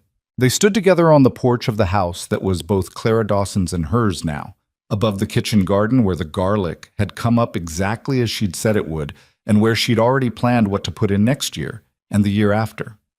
The cottonwoods made their sound, the same sound they'd made on her first night here, though she heard it differently now. Not as the sound of an unfamiliar place, but as the specific sound of this place, her place, with its particular creak and its particular bend in the road, and the way the morning light came through the east window and made the room gold. She was not the woman who had stood on an auction block in September. She was not entirely different from her either. She was what came after, the same person who had endured it, changed by the months between, standing on different ground. That was all becoming ever was.